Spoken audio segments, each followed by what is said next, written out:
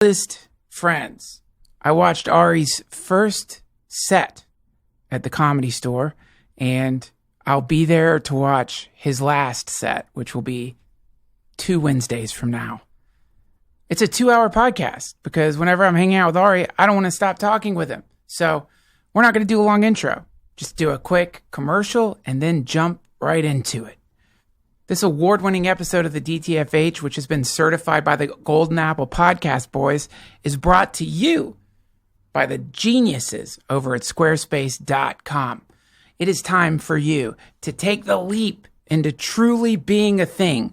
Why do you identify with your material body, that sweaty, hairy, stinky sack of guts you call yourself, when you could be identifying with your pristine, sanctified Squarespace website?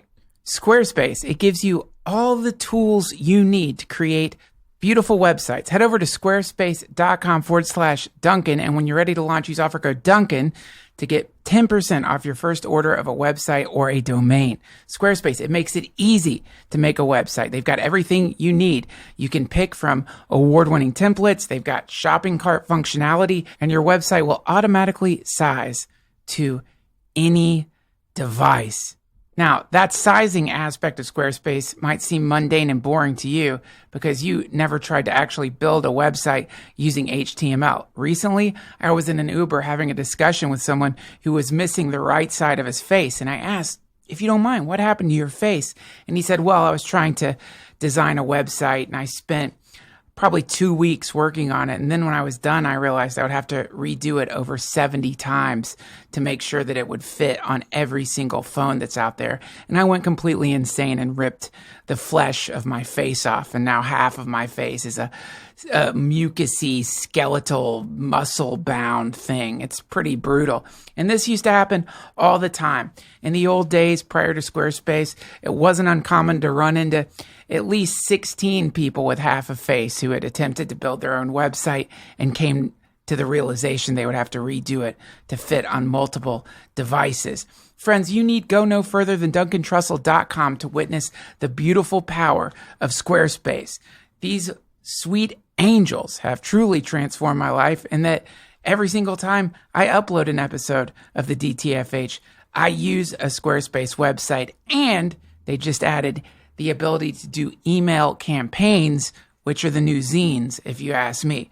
Speaking of which, pretty soon you're going to witness a place at DuncanTrussell.com where you can give me your email, and I'm going to start sending out monthly email blasts filled with all kinds of nonsense. But if you want that kind of spam shooting into your cram, go to DuncanTrussell.com.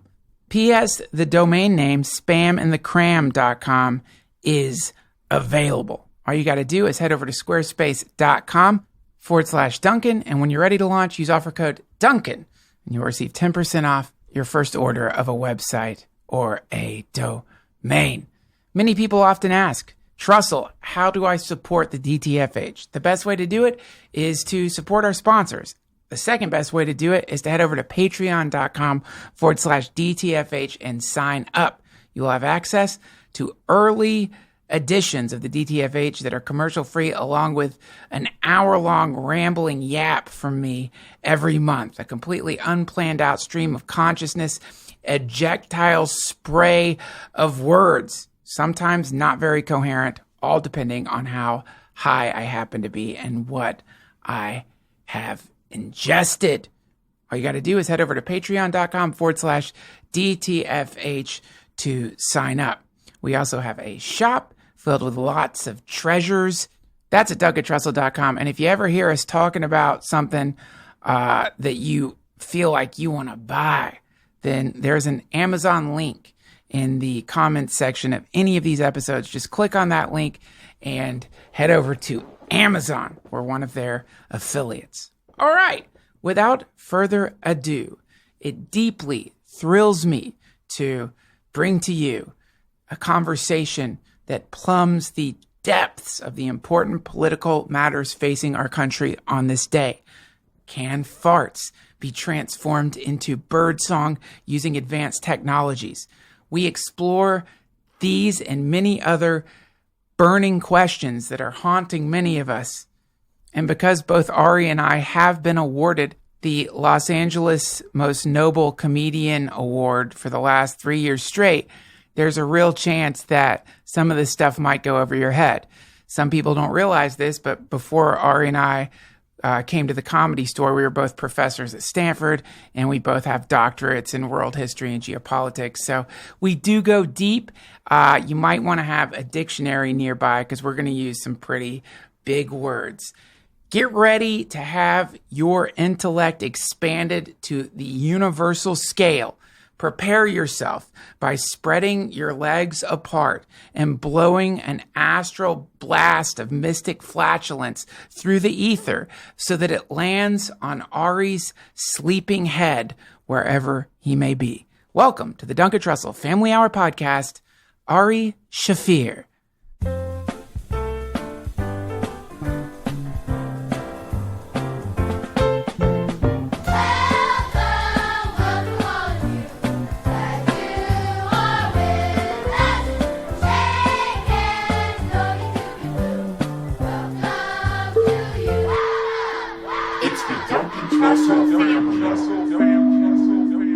Obviously clear. Exxon and all these companies are influencing our election on purpose, and we're just letting them. Yeah, that's right. And they're public about it. Yeah. And they go, that's not something we have to uncover. It's happening. Right in front of us. That's a way bigger situation. I don't know. I think, to me, like, one of the things that is like in the world of rapidly evolving. Yeah. You peed a little in your pants, by the way. That's not pee. Isn't that a weird thing when you like feel like defending the fact that your dick that your dick drips a little bit longer? Yeah. As though we're like, you know what I mean? Like, it's not illegal. How dare you not tap 40 enough? fucking 5. It's amazing I'm continent at all. Of course it drizzled. Yeah, it'll dry up. Relax. Like your dick's never drizzled. The in this world where like ethics and morality and like we unfortunately we just basically recorded a podcast and didn't record the podcast. We had a great political but the problem is we're both idiots and we shouldn't be speaking on like publicly about some of this stuff. So this is something my wife said to me the other day. She's like, you've been wrong 100% of the time with all your political predictions. And I thought about it. I'm like, holy shit. I've literally been. And that wasn't like a snarky thing. Yeah. That was like a statement of, because I scrolled back trying to think of one political prediction I've gotten right in the last year. 100% wrong.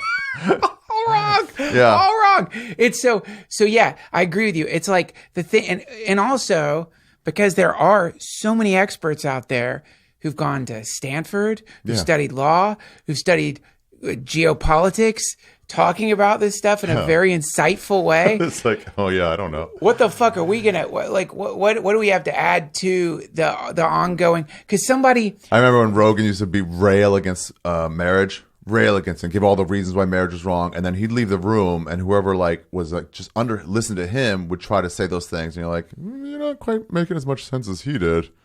Because they missed all the beats and the nuance. They just don't.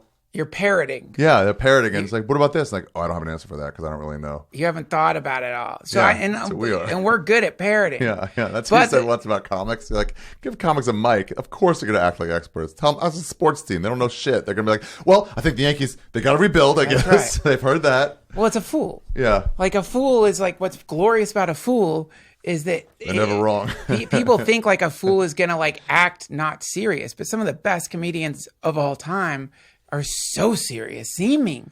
And so that one of the qualities of any comedian that I've noticed is they're very similar to the people who climb Everest and don't know how to climb. Yeah. I can do it. Yes. And it's so funny. They really are the same. I'm reading, what's it fucking called? Into Thin Air, I guess is what it's called.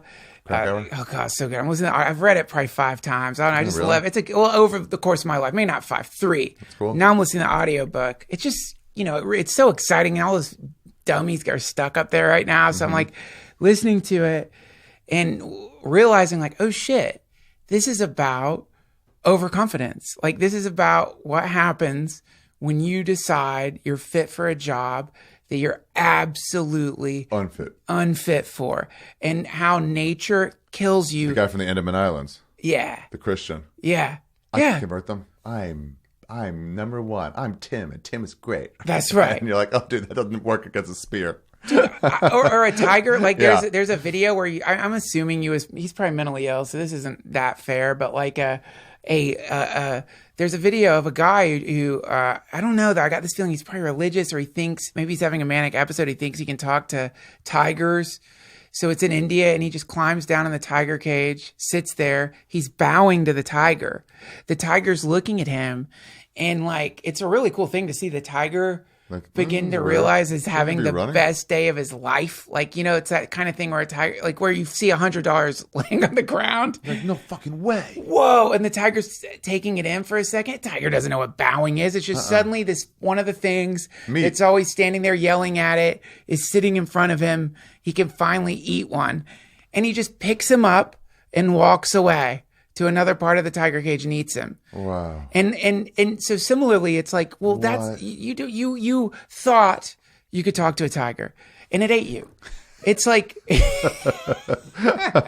this is called natural law. You know, it's natural law. It's like, you know, it's just the way it is. You thought you were ready to climb one of the most dangerous peaks on planet Earth.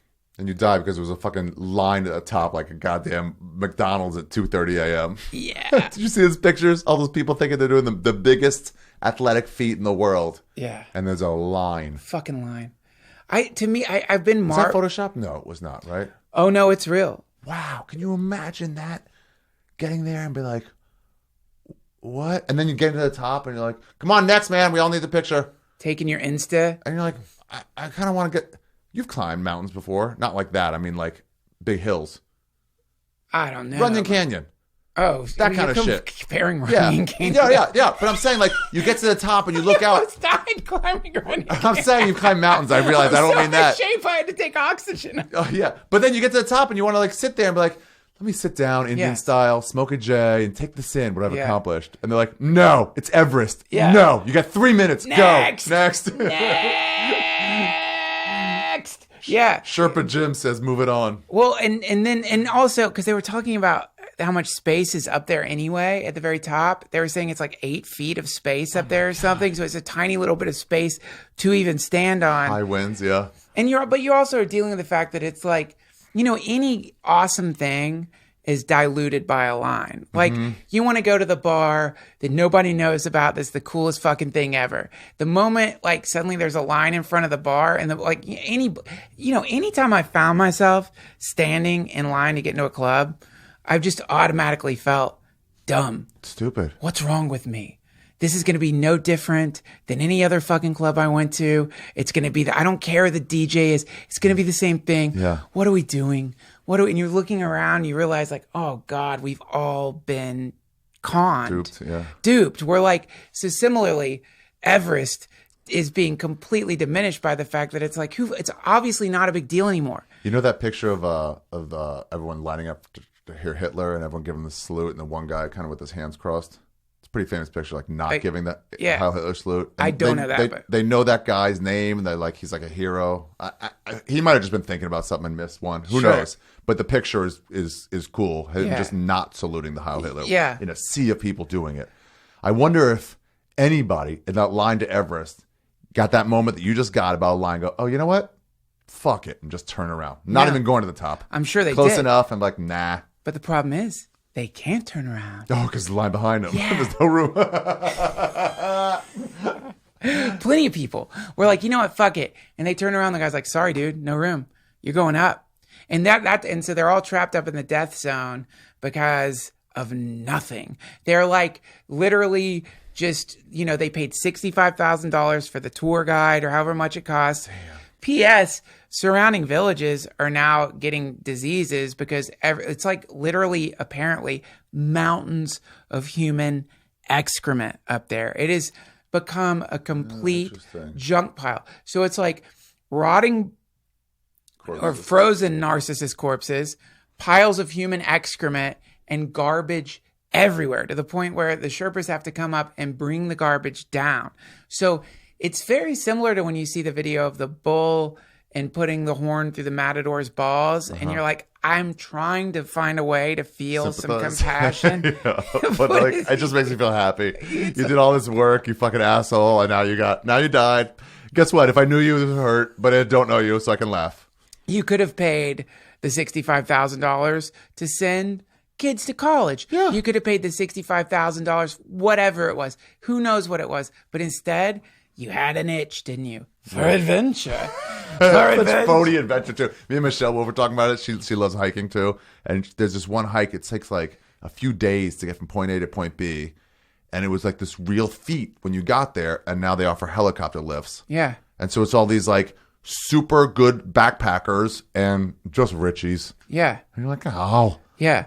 And, you know, I was... Move on. Find another place. Find another fucking place. Yeah, it sucks, but what are you going to do? They've infected it. In the book I was reading, Into Thin Air, one of the things Krakauer, I think it was Krakauer, I don't think he was citing anything or quoting anyone. I think he said something along the lines of something like, the only way I could still my mind, you know, is by like experiencing the weighty intensity of knowing that every move you make is a matter of life or death. Wow. And so in that moment, you're in that place, you're brought into the present moment, because if you make one wrong move, you're dead.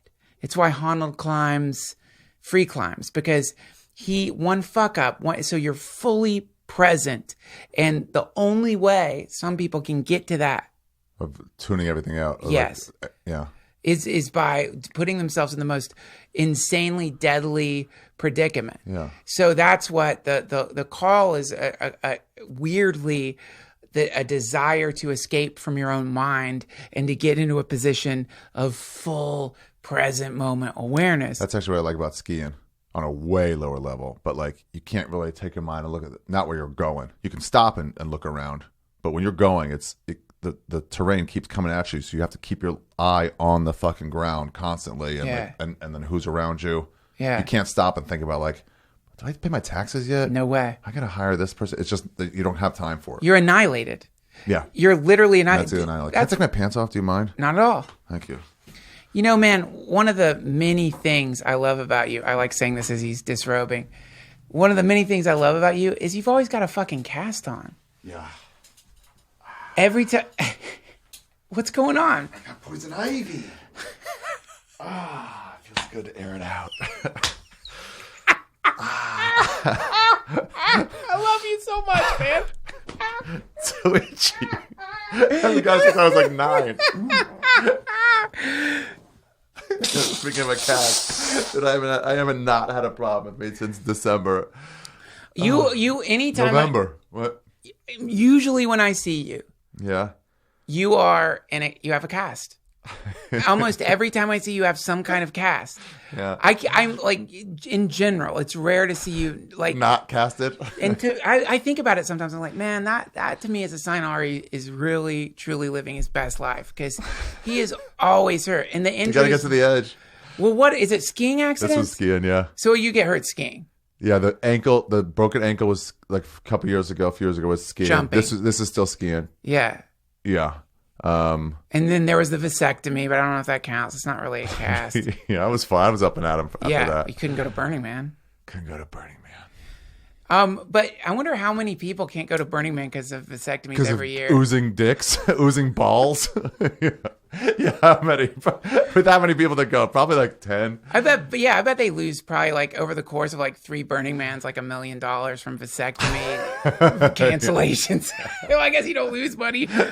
Dude, so that thing that you're talking about, skiing, Yeah. that moment of being in the present moment. Yeah. Describe it to me.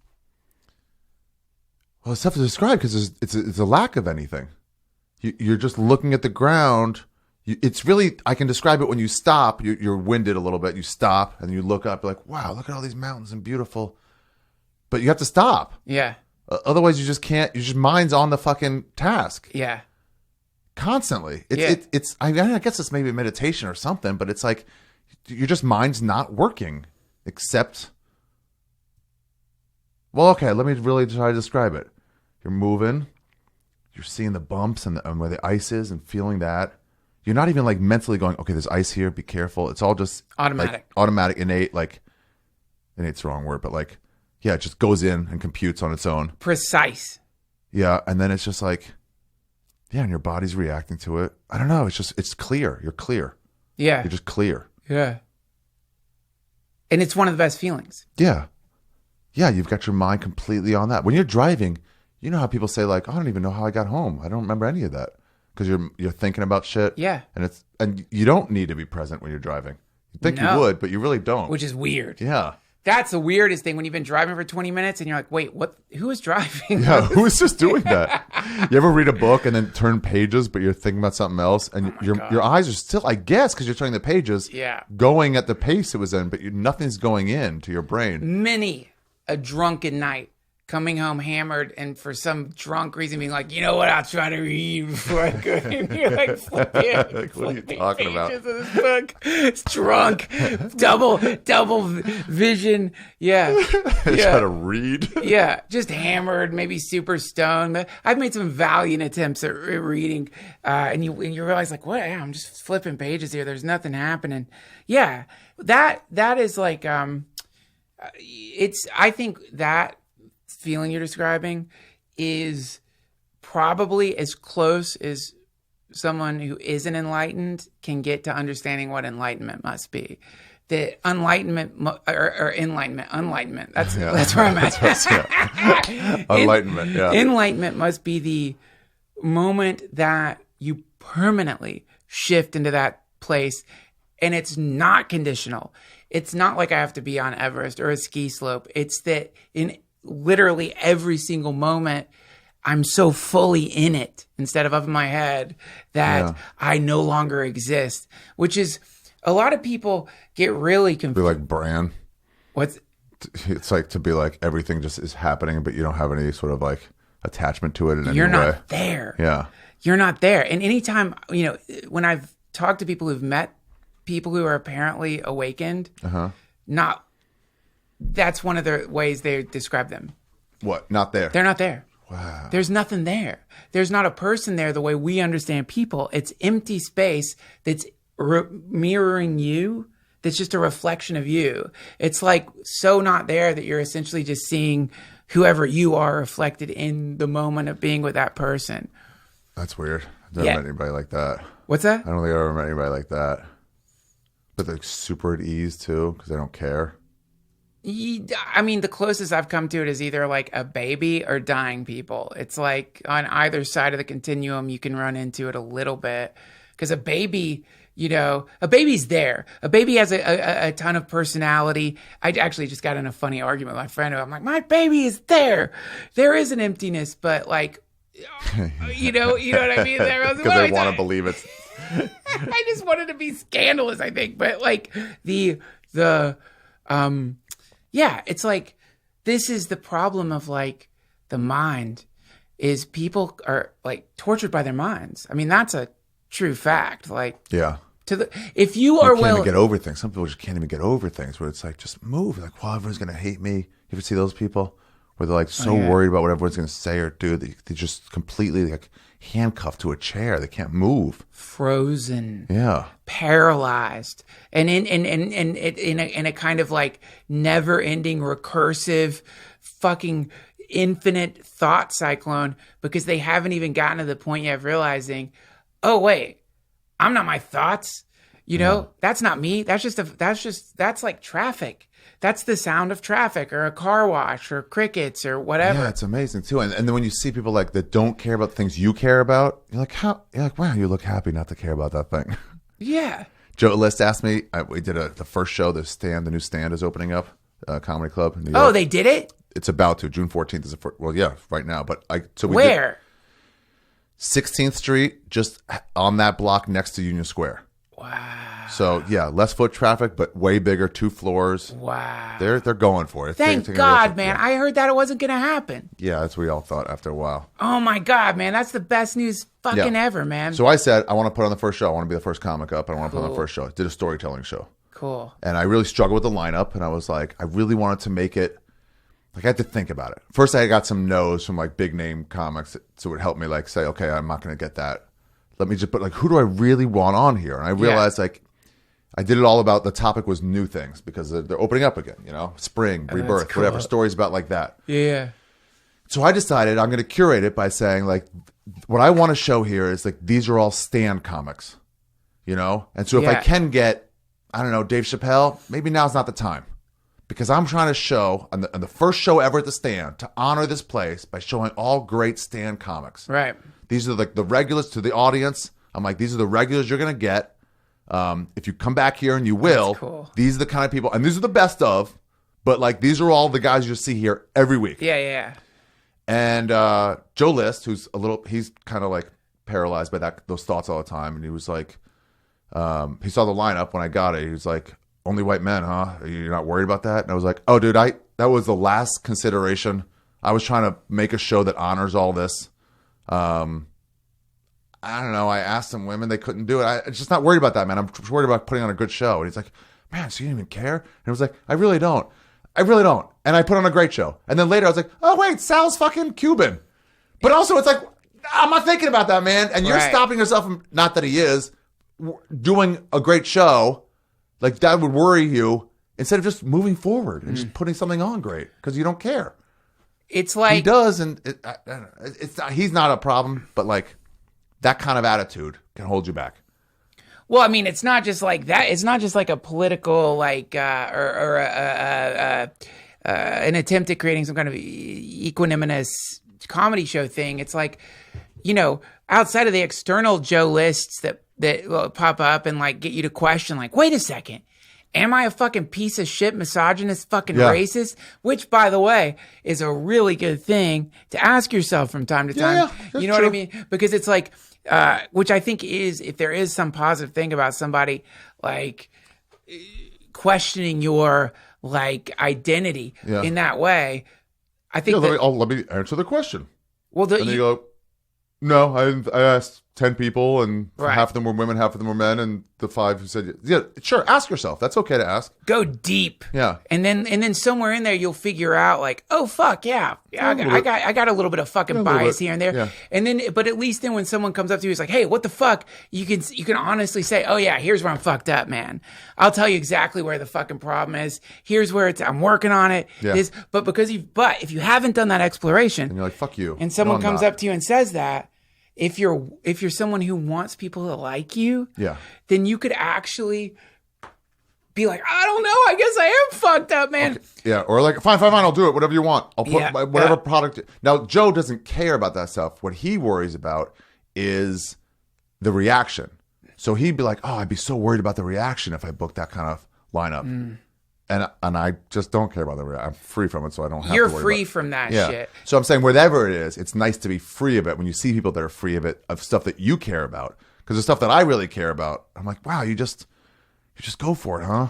And they're like, yeah, I'm not even thinking about that. You're like, wow, that's a cool place to be in. To me, this is like one of the hilarious misconceptions about freedom itself. It's just like so many people love talking about freedom. Yeah. And for a lot of people, freedom means sense gratification. So like a lot of people are like, I want to be able to eat whatever I want, whenever I want to eat it. Fuck whoever I want. Fuck whoever I want, whenever I want to fuck them. Go wherever I want, whenever I want to go there. And say whatever I want, whenever I want to say it.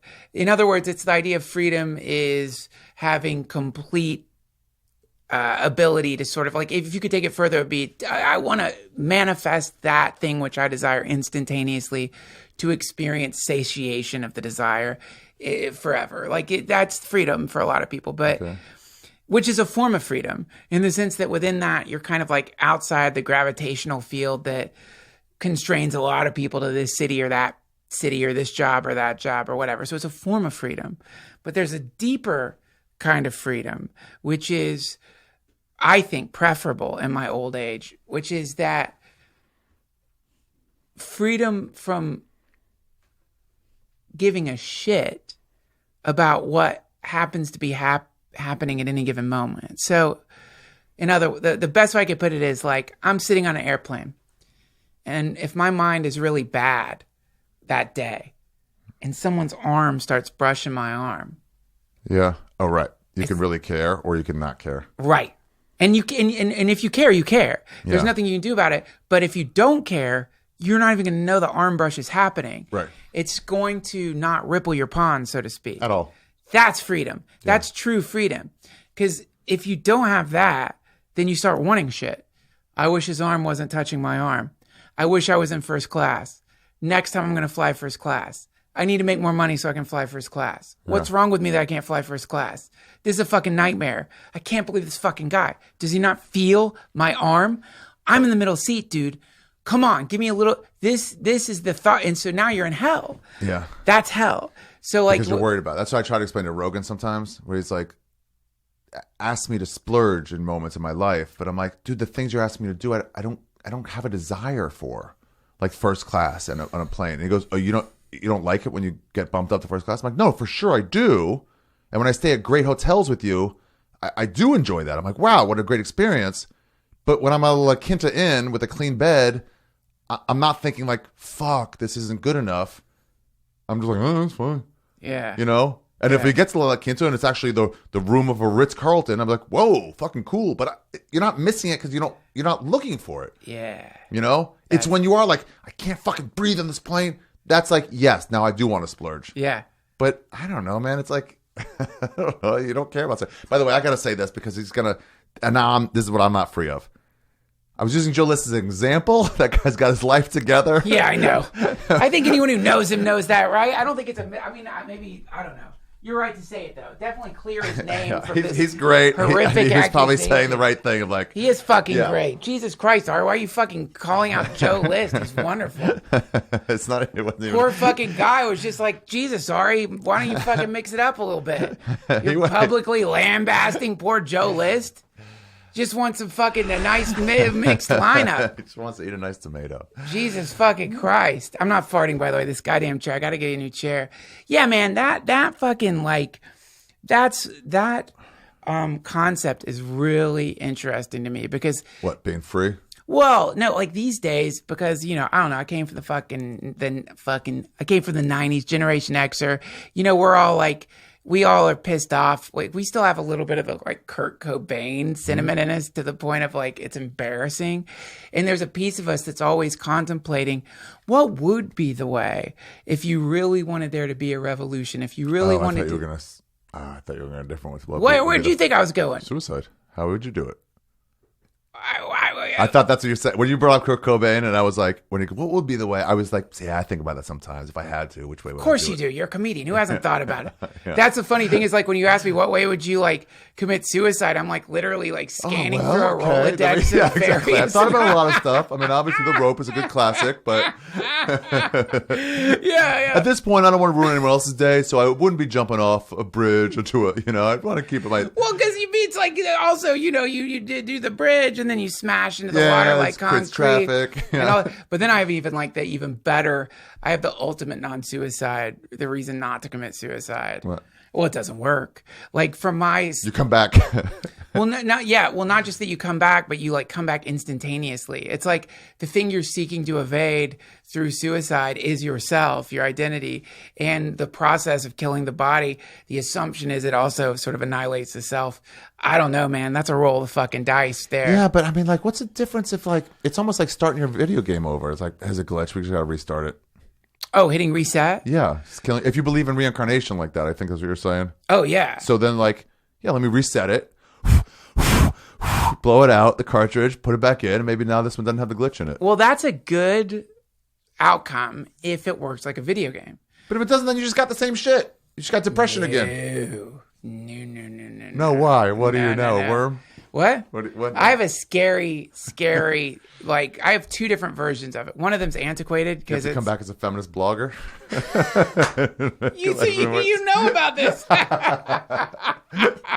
No, what happens is, so it's basically like the concept is it's grounded in momentum. Mm-hmm. So it's kind of like this: you're having a bad day.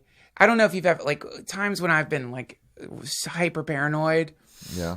Because I'm too stoned usually, and I start thinking like, man, I don't think that person likes me, and then I'll think about someone else. I'm like, that person doesn't like me, and then someone will like send me an email. I'm like, what's a weird email? And then I'm like, wait a minute. And I'll summon up anyone in my mind. anyone, just a random person, and my mind's reaction was like, yeah, watch out for them. I'm like, oh, I'm paranoid. Literally anyone I think of, every single across the board seems terrible, right? And you can be like, oh, I'm writing off all these thoughts for right now. Yeah, because I'm on drugs. That's probably it. I'm high, and I'm clearly projecting my own insecurities onto like literally any screen I can find. Yeah. So in this way, I know that like right now I'm not being very logical. It doesn't really help that much, but this is, if you can catch yourself in that phenomena, you can save yourself a lot of embarrassment, because you're not going to start acting around people the way insecure people act, which is they desperately want affirmation. So an insecure person is an accidental kind of vampire, in the sense that an insecure person needs you to tell them you're okay. Yeah. They're trying to extract from you some sort of like, please for a second, please say you think I'm funny. Just tell me you think I'm good. Do you think I'm all right? But they're not going to say it out front. They're going to try to lure you into complimenting them, or in some way holding them up. They're not just going to say, give me affirmation. Right. No way. Yeah. So they're in this crazy relationship with the world, which is like essentially trying to puppeteer people into saying nice things to them to temporarily assuage the infinite horror that they're feeling inside of them, because they're imbalanced. Yeah. Right? Okay. That's insecurity. It doesn't fucking work. It's like a terrible situation to be in. So what ends up happening is, because they're acting like that, the world begins to act weird around them, because people don't like the feeling that you want them to say something. Mm-hmm. So now the whole world is being weird, and they're affirming your insecurity, and that makes you more insecure, which compounds the way you're acting. This is what happens when a new comic shows up, and probably every social scene. So their neediness to get you to like them, especially now that you're an established comic, is they're pushing so hard, and then you end up going like, ugh, I find that disgusting.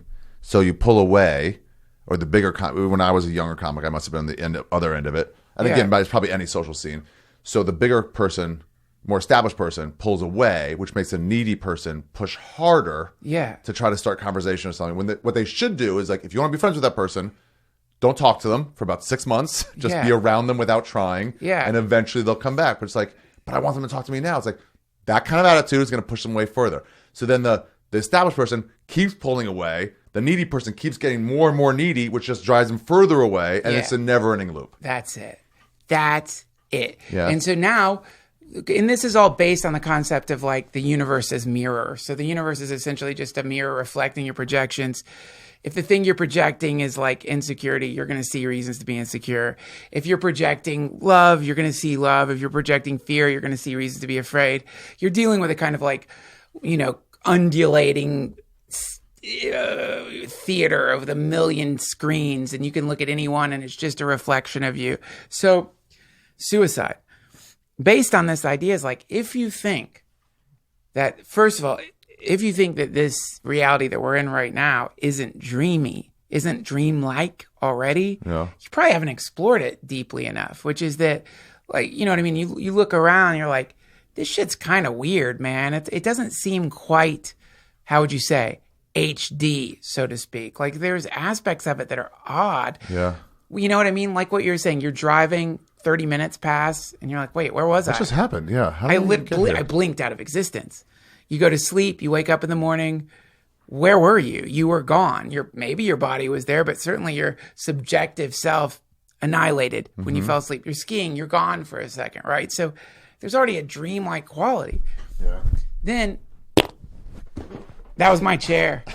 That wasn't Ari farting into my mic. I don't know how many of your guests do that. Speaking of dreams. Oh, look at the fucking blurb. You can see it right there. The fucking line straight up and down. Dude, it actually, it I peaked it. I peaked it. I gotta get a compressor. I had to force it out. A fart compressor.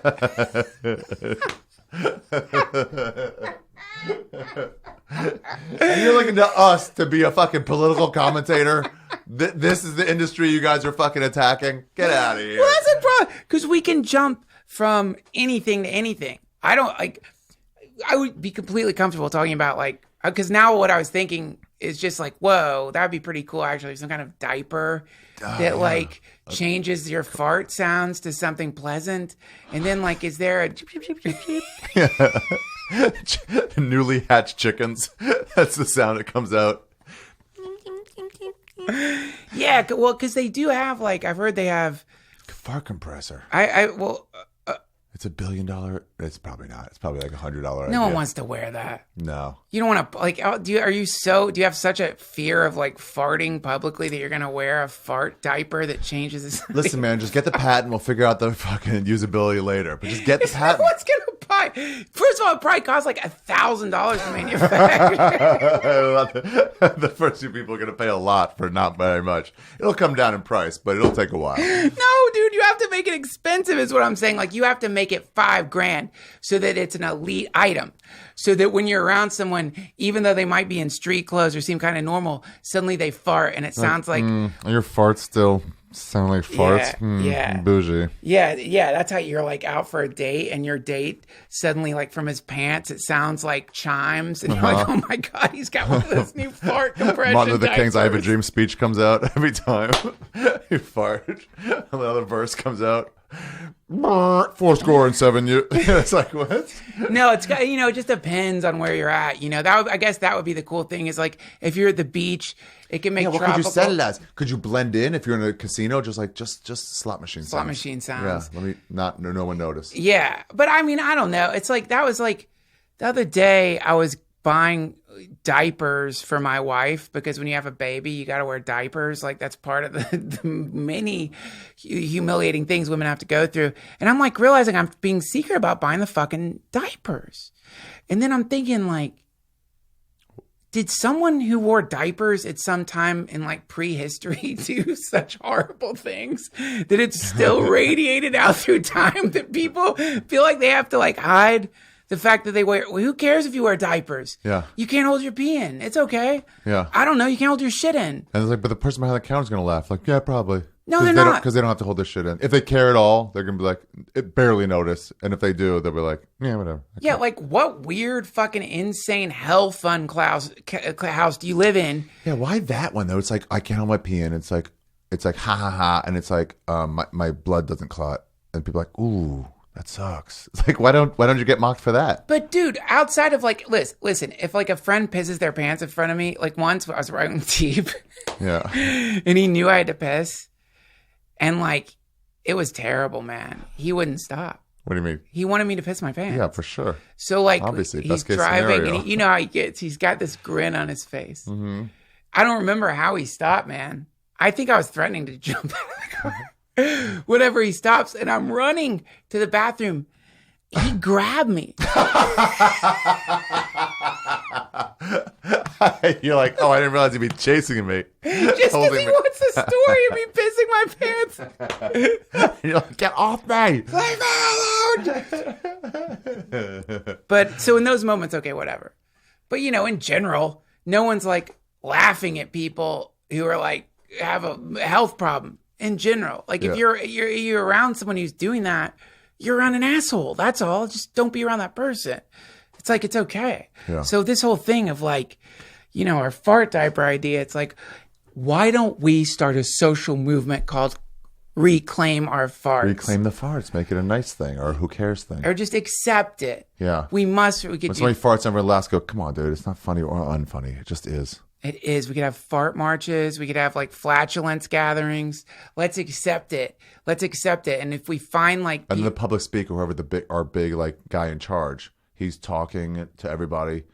We have to let them know. And then he feels the fart coming. It's like, did we... And everyone's just silent. And then one person from the middle just go, anyway...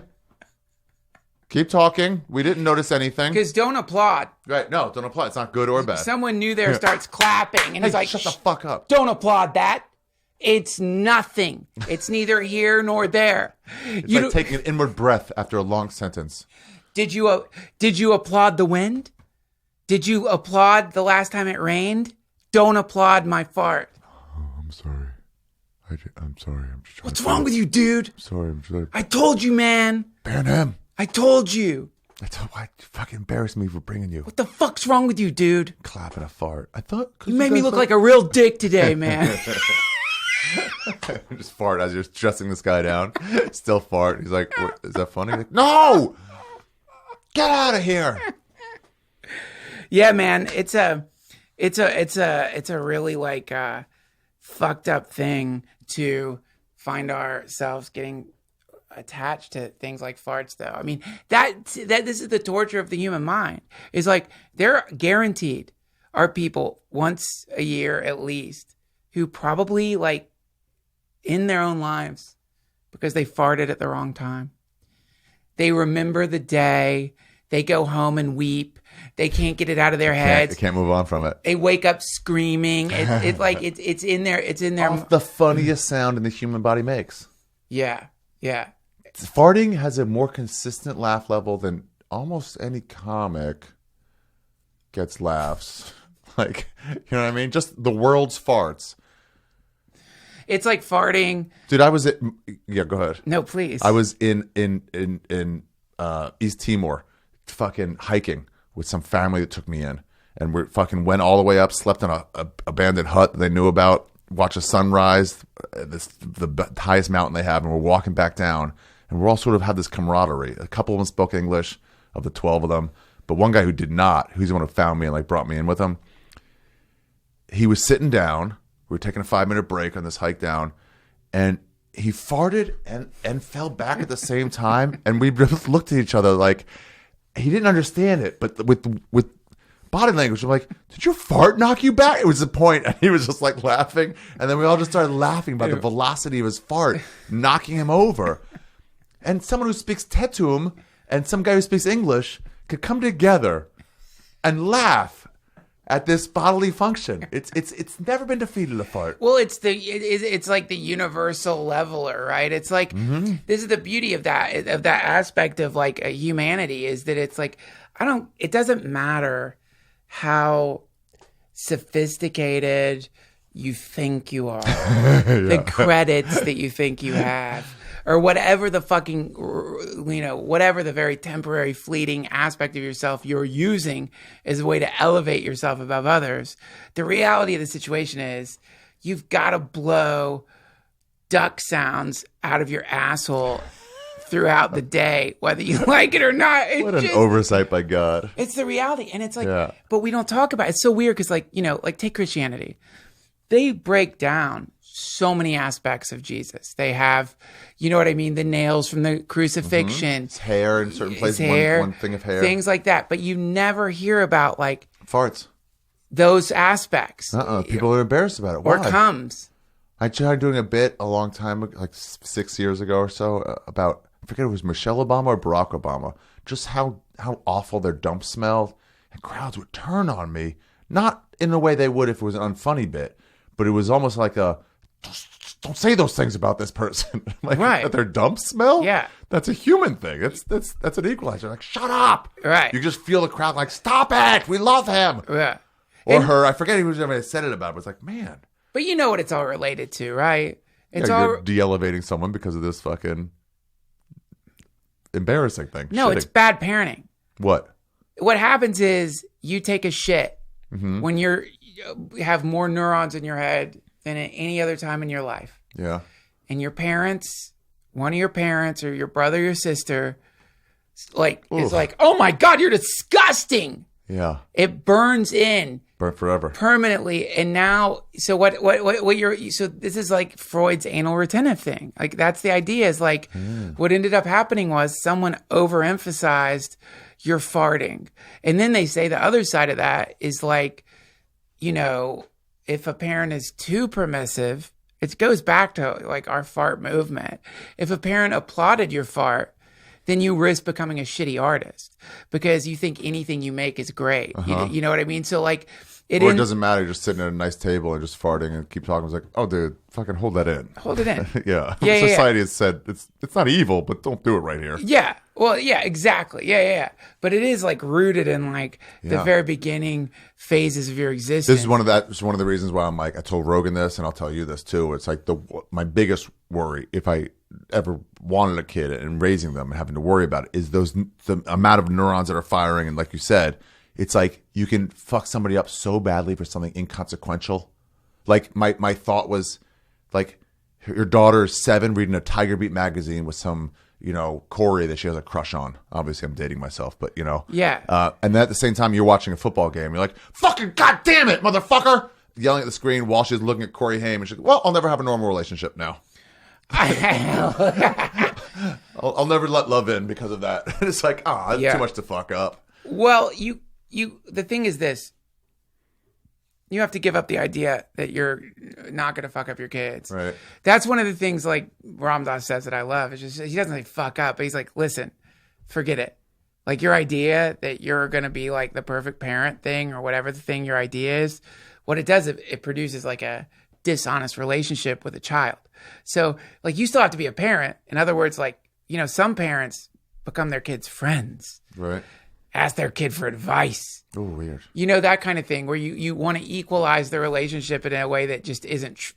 Then you're a leader. Yeah, it's a child. You can't burden a baby or a 4 or 5 year old with Which job offer should I take? Yeah, I don't know. The child needs to know that like you're in charge because it's very stressful for kids to think otherwise. So there's like some parameters, but it's like the idea of like suddenly you're going to become, I don't know, like some kind of like 50s parent or something, or you're going to like essentially you're going to lie to your child about who you are. Yeah. It's like, that's going to fuck them up even worse. Mm-hmm. It's like finding a nice middle line. I would guess. That being said, what the fuck do I know? I have a 5-month-old. Probably saying, sorry, I yelled at you. I shouldn't have. That was my mistake. That was my cool. I hadn't slept a lot, but it was wrong for me to do that. So I'm sorry, but you still can't go to this ball or whatever. Well, it's like, or for me, it's kind of like... don't hide drug use from them, but it's like you need to be old enough, and you're not old enough. Obviously, your dad does a lot of drugs. I've not hidden it from you. Fuck yeah, man. I mean, well. Have you thought it's way too early? Have you thought about that talk? What? When your daughter or son? Daughter? Son. Sorry. He's like, well, Dad, like when they start to know and they want to do drugs, 14, 13, I don't know what it's going to be. Yeah. Have you thought about what you're going to say to them? What I'm going to say? Yeah. Well, I mean, I've thought about it. It's like the conversation is just going to be first of all, I've thought about like, well, I wonder what it's going to be like when he's old enough that he wants to do drugs. And my hope is by that time, we're going to see legalized psilocybin. Marijuana will have been legalized so long that it's no longer even considered like taboo. It's just normal. Mm-hmm. Hopefully psilocybin similarly. If not, it's just like a medicine and maybe even LSD. Who knows? So my hope is that we enter into like a sensible era where drugs aren't, certain drugs aren't biased because of like a concerted government programming. So there's no illegal part to it. So it's like, in other words, like psilocybin, LSD, marijuana are either considered to be like recreational, or they're considered to be a medicine. Like, so when your 14-year-old son says, Dad, can I smoke joints? Or my friends are smoking joints. Am I allowed to do that? Yeah, well, what we're going to do is we're going to look at the science, because by then they're going to have so much data on the way it affects like a growing brain, So it's like... So you can be like, let's look it up and you can tell me for yourself. Well, yeah, because, no, the thing is going to be like, I think my feeling is going to be more along the lines of like, listen, this is like either doesn't do anything, and which is why, like, if you're going to do it, you've got to do it moderately, responsibly. Yeah. You know what I mean? Or it's going to be a thing like, here, look at this fucking science. I didn't know this when I was a kid. Right. And the reason I didn't know it is because the shit was illegal and people couldn't do the studies. For the ones I've seen, and I know it's early and it's probably not true, is like on the developing mind, marijuana is pretty bad. So that's what I would tell them. It's like, it'll stunt your growth kind of shit. Yeah. Where it's like, yeah, it's totally fine, but at this stage, it's actually going to be more damaging. I think it's going to be like, here's something you've got to look forward to. Yeah. But when you're 18, you can go. And here's you can why. Do it, and I'll smoke with you. And P.S., I know you're going to do it anyway. Yeah, right. So it's kind of like, I know you're going to do it anyway. It's in California. It's legal. So it's like, here's where I, in my own life, have like fucked up with marijuana. It can sometimes, if you're not careful, you can like start tricking yourself into thinking you're getting high for a reason that's recreational, when the reality is you're evading contact with the present moment, and you need to be real clear on one or the other. And so I think there's a lot of like, that's such a tough conversation. It is. And also like, you're going to have this figured out. You probably have to learn for yourself. So I'm telling you, like, look out for this. You could take out what's his name's like awesome nut for in the UK, the scientist. You can look at like a scale of harm of drugs, and you could show him like, check it out. Here's the drugs that are really bad for you. Top of the list: alcohol, heroin, benzodiazepine. You don't want to do Xanax, and then going all the way to the bottom, we have psilocybin, marijuana, and LSD. So you could look at that and say, look, from a purely biological perspective, these substances are going to be less dangerous than booze. So in other words, if you were a responsible parent, then you would want your child to take mushrooms rather than drink, because right. You know what I mean? The alcohol is physically addictive. It's going to hurt their liver. It causes completely debilitating behavior changes that can make them wreck their car. Yeah, you have to tell your kid, like, listen, don't drink, but if you do drink, you got to call me. I'll come pick you up, and you won't be punished for calling me. Yeah, we don't even know how to have the fucking conversation, because we are both victims of the war on drugs. Right. We grew up with that. We're like, oh my God, a 14-year-old? What would we even say? It's like, well, it's science. It's like Louis C.K.'s bit. It's like, what am I supposed to tell my son when he hears somebody, I don't know, the trans bathroom kind of thing? I was, I don't know. It's not my job to raise your shitty kid. You raise him. I don't want to tell my son, figure it out. We all figure it out. Yeah, this is the thing where you hear parents complaining about the fact that their child stumbled upon some horrifying thing on the phone. Yeah. Like, remember when that... What's going to happen when he finds porn on the internet? I was like, you're going to have to talk to him. Sorry, talk to him. Well... Tell him not to masturbate in public. What? Remember when Kim Kardashian tweeted about... I remember everything about Kim Kardashian. Who doesn't? Yeah. Actually, she's like doing such good Turned it around. Prison reform. It's it's one of the things that makes me think this is a dream. Right. Because one of the Kardashians is like now has become like a major figure in prison reform, which is fucking incredible. Get it done. But also, I think it was one of the Kardashians got caught up in the urban myth of, I don't know what it was, some like Coco or Momo. Remember Momo? The Momo scare? It came and went, but it was just bullshit. It was a scare, but basically parents started thinking that there was a Momo that would show up on YouTube, or the Momo challenge, and your kid would get into the Momo challenge, and eventually Momo would tell your kid to kill themselves. Right? There was no fucking Momo. They're all so worried about it. It was just it was like a witch scare. There was nothing there, right? Yeah. But you see a lot of these parents, and they're like, my child saw Momo on their phone and became paralyzed with fear for 2 days, or whatever. And it's like, why are you letting your 8-year-old have access to the internet? Yeah. What are you doing? What are you, crazy? It's like, well, they saw this horrible thing. It's like, yeah, that's the internet. Take them off the phone. Why are you not monitoring them? What the fuck are you doing? It's like, give me a break. Well, it's like, well, I need a rest. It's like, okay, what were parents doing? I get it. It's an extension for them of just plopping in front of the TV and watching like Pokemon, but like it's an unnatural extension. It's not just like, well, now they can have it in the palm of their hands on their iPad. It's like, but they can also access everything. Not to mention, you can't leave it with it. You can't just. It fucks their brains up too. Yeah. Like kids under the age of like so much. My nephew just asked me. He was like, "Can you get me an iPad or an iPod?" I forget what he wanted, something like that. And I was like, "No." And he was like, "I'll play basketball for it." He is 12. Yeah. And I was like, "Okay." And he goes, "What's the bet?" And he goes, "If I win, you have to buy me an iPad." And I was like, "What about if I win?" He goes, "What do you want?" I'm like, "I fart in your face." And he was like, "No." I'm like, "All right, then no bet." And he's like, "Fine." Well, I'm like, "Listen, but here's the deal. One, I want to fart in your face. And two, I think it's really unhealthy for you to have access to that stuff. Your mom lets you on there. I don't think it's the right move. So I'm going to try my best." He goes, "I don't care. Let's do it." I beat him 21-4. And then he took his fucking fart in the face like a man.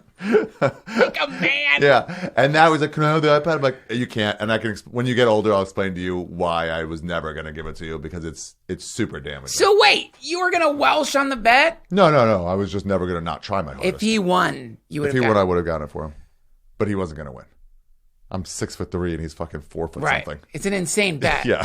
He basically asked you to fart in his face. He was so confident. Dude, when he lost, he was sat there like you couldn't console him. And he was like, And his father was like, he just only saw the win. He didn't see the possibility of a loss. Yeah. Well, also, if you look at, I just read some article about how like all the Silicon Valley people, Yeah. they don't let their kids have phones. Yeah, right.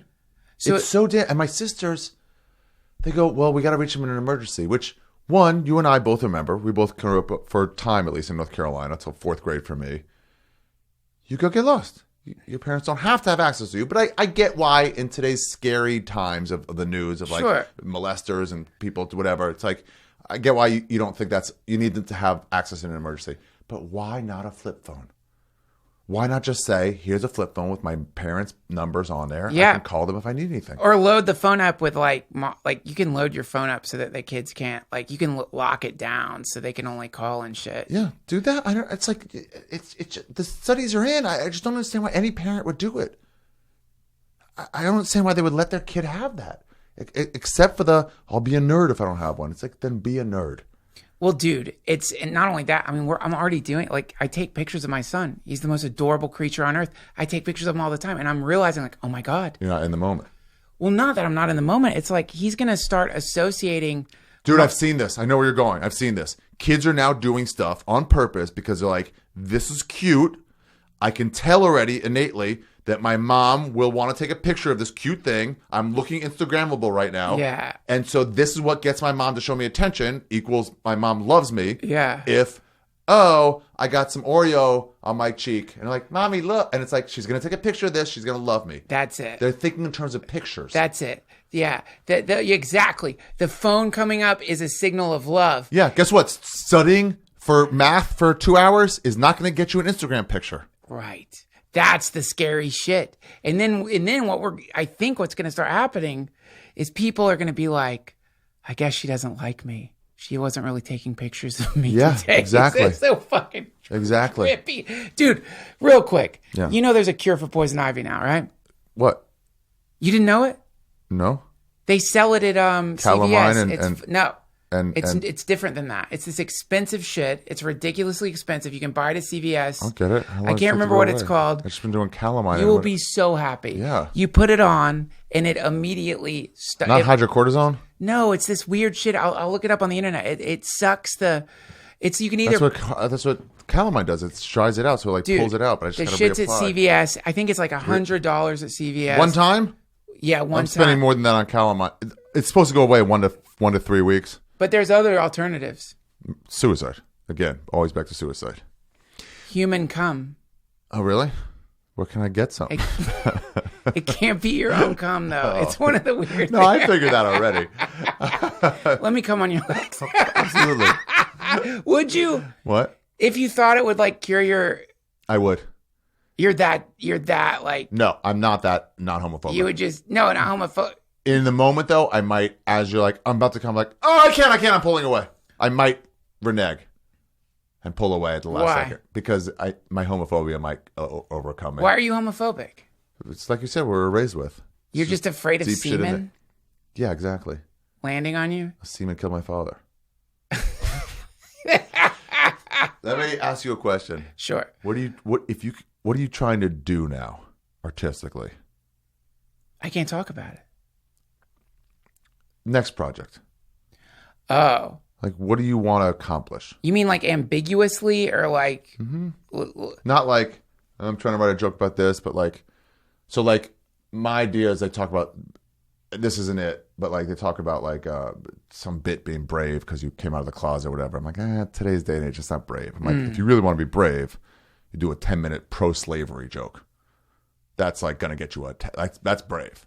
That's like you're entering into a gauntlet. Funny, absolutely funny. So my back thought was like, and I don't care about politics enough, is to write a pro-Trump joke that works that I can take around Manhattan and LA.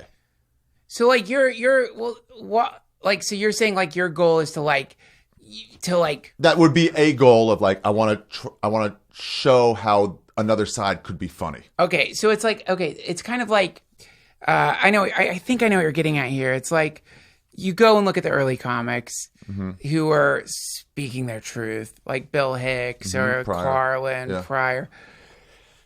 And at the time, you could get arrested for so there was like they had this like sort of clear, ridiculous boundary to push against that people would watch. And if they pushed against it in the right way, it was hilarious and crazy and like, oh my God, there's something heroic about it. Whereas now, there are these boundaries to push against. In other words, like if you want to, you could try to write a joke about something that is obviously fucked up, slavery. Yeah. Nothing's good about it. Versus like Bill Hicks, who's like telling jokes about how mushrooms. The problem with Bill Hicks is he believes in that. I would not be believing in that. Well, no, the idea is Bill Hicks is like exposing aspects of like, I don't know, or Carlin talking about like they're going to come for your Social Security. They're going to come for your, or talking about like the words you can't say, or talking about whatever. It's like these things he's talking about. It's like there's almost this kind of like work to be done there, right? Whereas now, basically what you can push against is you can go push against like a massive group of right-wing conservatives and say political things that will offend them, or you can manifest a shit ton of right-wing conservative things that are going to offend people on the left, right? Mm-hmm. Both of these, if you ask me, are reactionary. Yeah, they're reactionary. That wasn't the best example to use. Here's a better example. I saw this visual artist. He's a video artist, Ragnar Carlson or whatever, and he's really into repetition. He talks about how like you say something 3 times, it's a little annoying, but you say something 40 times, it lulls you into a sort of different place. Whoa, cool. And he showed his latest thing was just like set up in this Icelandic countryside, like 10 screens, 10 cameras, and audio things around, and these 2 sets of twins, 2 males that are identical, 2 women that are identical. They split up. The man and the woman on one side, the man and the woman on the other side, sing the same song over and over and over again. The same. I had it in my head for a little while, and they just walk around these cameras, and you're in the middle watching them walk around you, sing. As they get closer, it gets a little louder. And what I mean is, what he's doing is, I want to experiment with repetition and how that sounds on people, and what kind of place it puts them in. Yeah. So that's what he's trying to do artistically, and he's doing it. Yeah. I don't care about expressing repetition. Yeah. What are you trying to do? Okay. Yeah, it's a great question. So it's like the for me, like the beauty of what he's doing and what any like artist that I like is doing is they've like excavated something within them, something within society that was kind of closed off, and they've managed to like bring that into the physical world, like it's an object, which is like McKenna, crazy Terrence McKenna, and Dennis McKenna, they were like, had this idea that maybe you can pull an object out of the DMT realm, right? And it's like they didn't pull a physical object out, but Terrence McKenna has this incredible body of work that if you read it, some of his stuff will make you feel like you're tripping. Right. So he linguistically managed to pull that guy who makes those psychedelic art. What's his name? David Alex something? Gray. Alex Gray. Yeah, where it's like he's trying to do that same sort of thing. You just said, visionary art, right? And that's one version of it. But also like a great comic. Similarly, it's not just like they're saying funny shit. Usually, like when I've noticed like comics that I really admire, you included. When you're up there, it's like they're fully actualizing themselves. There's like something more going down there than just well-crafted jokes. That's just a piece of it. The joke crafting was part of it, but then there's their tools. That's their instruments or whatever. There's a lightning rod quality where it's like, whoa, they're like some kind of like, there's an energy coursing through them that's like lighting the audience up and creating this beautiful temporary feedback loop, which is making things progressively funnier. And somewhere in there, the like comedian's identity almost falls away and they become like an archetype. They become a representation of like these like fundamental aspects of human experience warped in the comedian's sort of funhouse mirror. And it's beautiful because it's like they've gone out of themselves and become something bigger. And that's a transcendent moment for the audience, which is why people leave a comedy show and they're like, whoa, I feel better if I'm laughing. And it's like, well, the laughter was a byproduct of a deeper thing that was happening. Yeah, like Hitchcock's tension when he's like, I'm trying to say a bunch of stuff about male-female relationships, and I'll use, not tension, what's the word? His type of movies. Not horror, but like suspense. The suspense is just to get you to listen to what I have to say about like slavery or male-female relationships or whatever. Yeah. But he's like, oh, it'll be suspense, but don't worry. But like, I'm saying shit while I do that. That's right. Yeah. And Hitchcock and any really great artist kind of becomes an outflow duct to almost a parallel dimension. Yeah. Where this thing coming out of them is like, whoa, that's so beautiful. That's something I haven't seen before. It's inspirational. It's like makes me excited. So like to answer your question with way too much buildup, I've in my own way, through, my experience with people who are really into meditating and people who are connected to Buddhism especially, but not just Buddhism, like some forms of bhakti yoga, I've been lucky enough to be around them and not just be around them, but slightly absorb a little bit of it so that now I get to experience from time to time a world that is way more peaceful personally for me than anything I ever thought I could experience. Like moments of like what I would consider to be real bliss, like real joy. And by that, I don't mean like, oh, I have this or that. It's just like, holy fucking shit.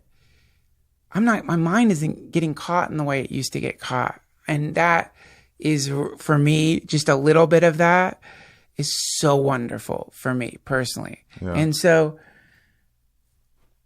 though there's like some real and I do it on this podcast, though there's some like real basic tenets and things you can say regarding like, well, here's how you might meditate, or here's all this, these precepts, or here's the noble truths of Buddhism, or all this shit.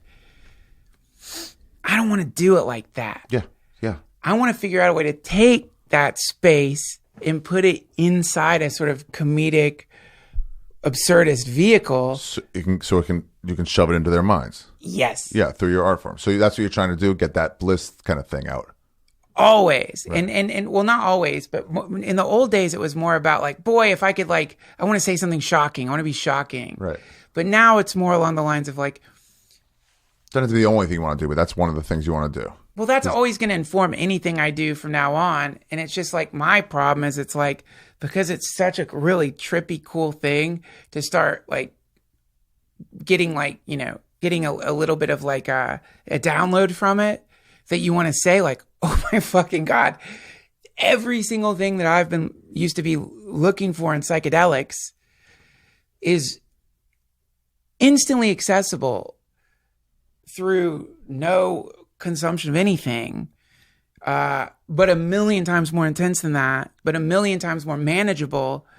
And you got to say that not by saying those words. Yeah. You got to say it by just getting it in there without saying it outright. Like, let me stop what I'm doing right now and tell you, guys, all the psychedelics I've done, I can get to a better place. You can't do it that way. No one wants to hear that shit, man. I dated a girl, Ashley Snowmaycomber, and an artist. She got me thinking artistically for the first time.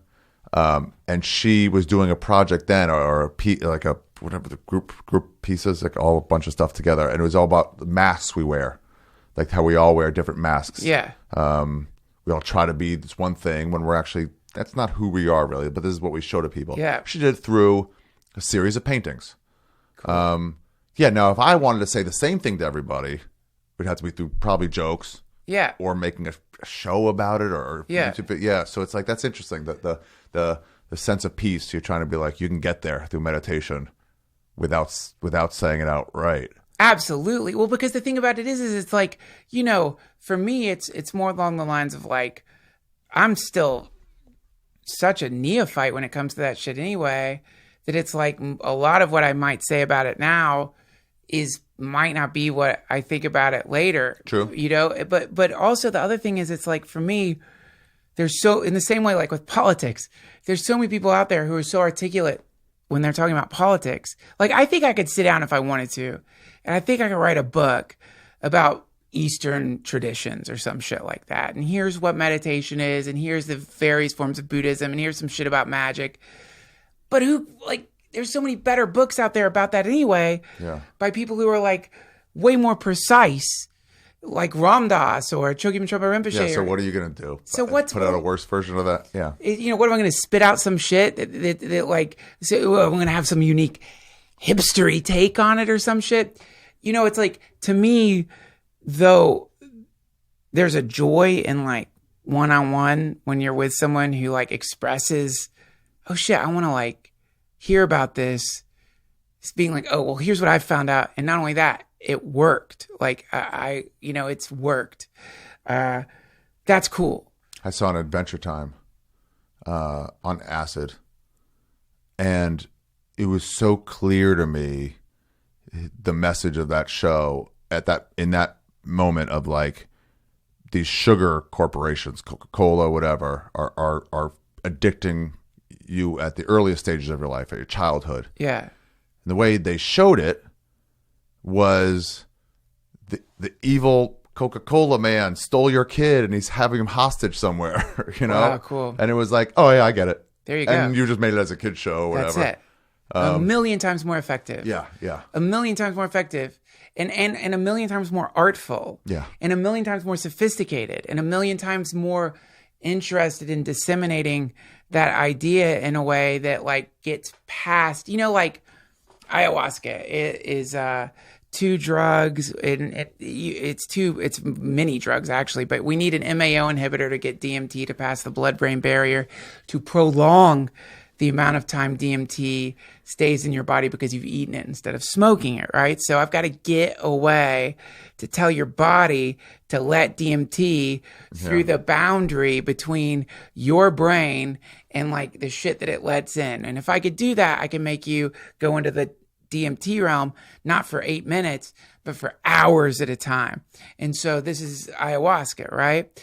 But to do that, I need an MAO inhibitor. Similarly, it's like some ideas are meant to be puzzles. They're not meant to be said out. Like, because I could say to you, Ari, here's the real truth. And it is.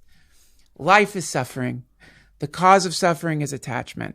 If you don't want to suffer anymore, get rid of attachment. And the way to get rid of attachment is to follow the Eightfold Path of Buddhism. Right. But if you had a short story about a guy who gets it through that, you're like, oh, I can see that character, or he fucked up by not doing that, and these are the results of what happened to him. A short story would be the art form of getting that word out. Yeah. When Ayn Rand talks about, in The Fountainhead, talks about like what you got to do to be an artist. She doesn't just say it outright like that. She lets the characters live it, and then you just get it. Well, yeah, and that's the gift that you give people, because it's like the idea is, it's like, here's a puzzle. Have fun with it. Have fun and uncovering in the process of like playing with the puzzle, maybe you'll come to your own conclusions and share those with me. That's the idea. I mean, Crowley talks about this. It's like, if you want to fucking hit it on the nose, go ahead. But everyone already said that. Right. And everyone already heard it. Love your neighbor as yourself, for example. Everyone's fucking heard that, right?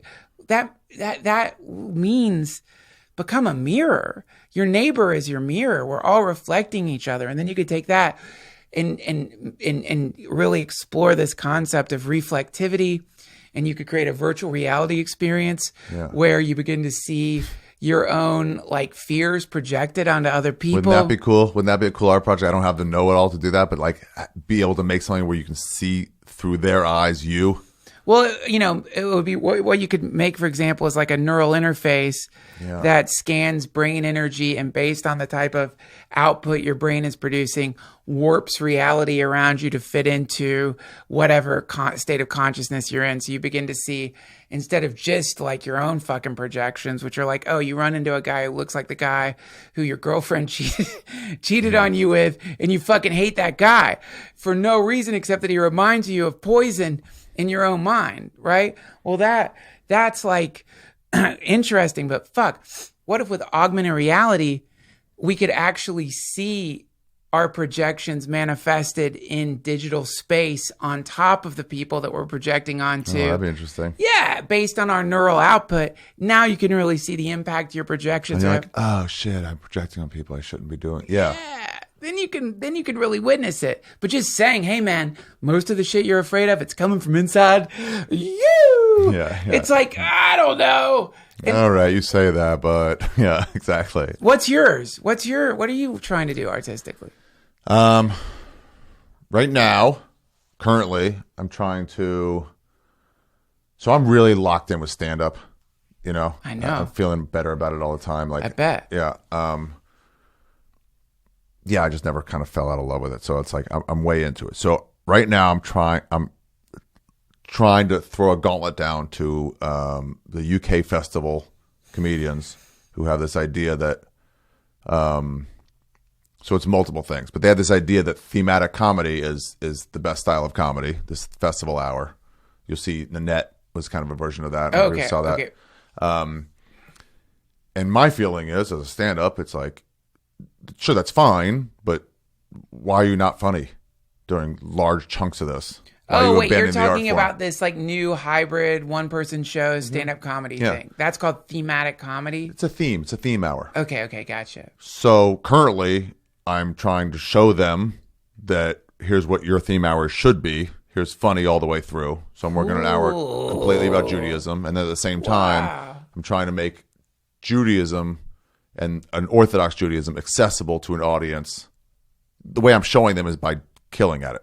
So how I'm going to kill at it is by showing an audience that doesn't know anything about it. In Perth, Australia, where there's no Jews. In fucking New York, where there's tons of Jews. Anywhere. Make this accessible so that you can all get it and laugh at it. The fucking Orthodox Jews get it. And the fucking people who've never heard of Jews get it. You're raising the bar. Yeah, I'm trying to raise the bar. So the idea is like, look, you can do a theme show and be funny all the way through. Yeah. Which will be destructive to a model that could potentially be destructive to a model that is maybe, I don't know, allowing itself the false comfort of thinking that we don't have to be funny all the way through a comedy show. Yeah, I don't care for that. Right. I think you're missing the fucking goal of the whole idea of stand up. Yeah, but because you're a store comic. Yeah, we were store both comic. I'm showing my type in a of world comedy, yeah. of it's like, well, whatever it is, it needs to be. Yeah, so funny. I'm not even like a lot of people are like, why does it just do different bits? I'm like, no, I get the joy of doing a theme. I like it as an audience member watching those shows. I've been to Edinburgh a few times now, and I'll compare it to like Beatles going to India, where I'm like, oh, I've been exposed to a different style, but I can see the flaws in what they're doing, and I just want to. I'm a troll, and I want to fucking. I'm throwing the gauntlet down to them. Well, I mean, it's a beautiful. Without saying it outright like that, you know. You just did. Yeah, but I mean, like not on stage. I would never say. It's just like here it is. Infer from what you want. But I mean, is it the argument for? I mean, I didn't realize that like what Nanette represented was an entire like. Yeah, that's not a new style. It's been there at Edinburgh. It's one of the first ones that have been exposed to an American audience, and it was emotionally, hit massive moments. Yeah. Yeah. But isn't that the like those like huge moments of like it's like. Instead of the classic punchline left hook, it's like now what's happening is you're making people laugh, and then you drive your car off the cliff into a horror show of emotional, whatever it happens to be, to the point where the audience that was just riveted with laughter is now ashamed of themselves for laughing or like exploring their own identity. Yeah. And then... So she did that pretty well. Yeah. Where she told these jokes and said, I actually can't do the jokes because here's the real ending and I can't make that funny is that I got beat the shit out of me for being a fucking gaywad. Yeah. Not her words, she my doesn't words. say gaywad. No one says gaywad anymore, lesbo. But, and so then it's like, oh, you've used this humor to attack itself, which I like, attack the audience. Yeah. Sometimes I just wonder though, all those hours get serious. They even make jokes about it now where some of them go like, oh, there's a stool up here so I can talk about my dead dad about 42 minutes in. Oh, right. And then they'll suddenly go over there, some musical play, and it'll be a tongue-in-cheek, like, I'm laughing about this. But it only works because everyone there knows that this is such a trope now at this point. Right. It's become hacky. Yeah. Is it? I guess. I'm assuming. Yeah, I wonder some of them, too, is like, okay, I get the being serious. I've seen Diaz do it really well. I saw Pete Johansson do it really well once. It's incredible when it works. It's incredible. And it comes to me from a place of there's no choice here but to be serious. Yeah. It's the inevitable end to this. You don't see it coming, but then you do when Diaz talks about this lady who took care of him after his mom died, Zoraida. And then the way he kind of abandoned her when he got way heavy into drugs. But he starts off with so much humor about a Cuban funeral and how crazy she was. She would always deal drugs with a cat by her side and counting money and give him $100. Like I told my mom, it's your mom, I take care of you. It was great. And then abandoning her and then her needing him. And then he just like wasn't there for her. And you're like, fuck.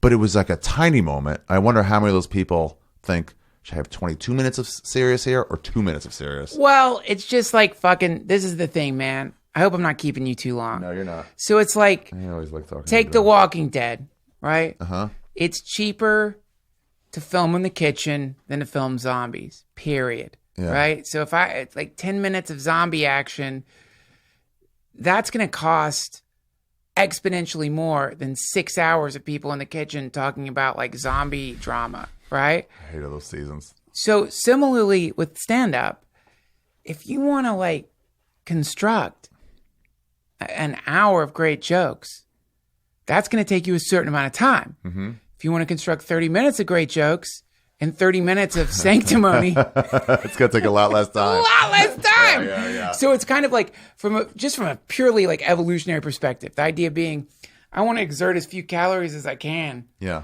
Then you could see how a form would evolve that it managed to like lower the amount of time you have to spend developing jokes. Absolutely. Because it sucks. It takes a long time. I also see an unnecessary like resting in these serious moments. And I look at Miss Pat, who's like a real inspiration to me because she takes horrible things that have happened to her and never presents it as a woe is me. So she skates over her uncle that fucked her when she was 13 as just a joke and then moves on. And it's like, no, you're not going to make me be this fucking victim. She's not saying that, but that's what I'm getting from her. And so you're laughing. And then when you think about it later, it's like, wait, did she talk about being raped at 13? Yeah, I didn't even notice. That too. He does things like that too, where when you look back at it, you're like, dear God. Yeah, exactly. He's talking about getting the skin like scraped off of him from catching himself on fire from some kind of drug accident. Yeah, burning up. Yeah. And it's like really funny. But he's just making it funny the whole time. He's not stopping. And I'm like, I like that. I like that way of delivery. I saw a comic there talking about his wife's miscarriage. And he was like, guys, I'm sorry. I don't want to sit in this. I'll move on in a second. I just had to mention this point because it was part of the plot. Yeah. But please, I'm going back to jokes in a second. And I like that where he's like, no, we're not. I'm not milking this. And that's the style I like anyway. Well, I mean, to me, it's like, I guess you could think of it in terms of like a palette.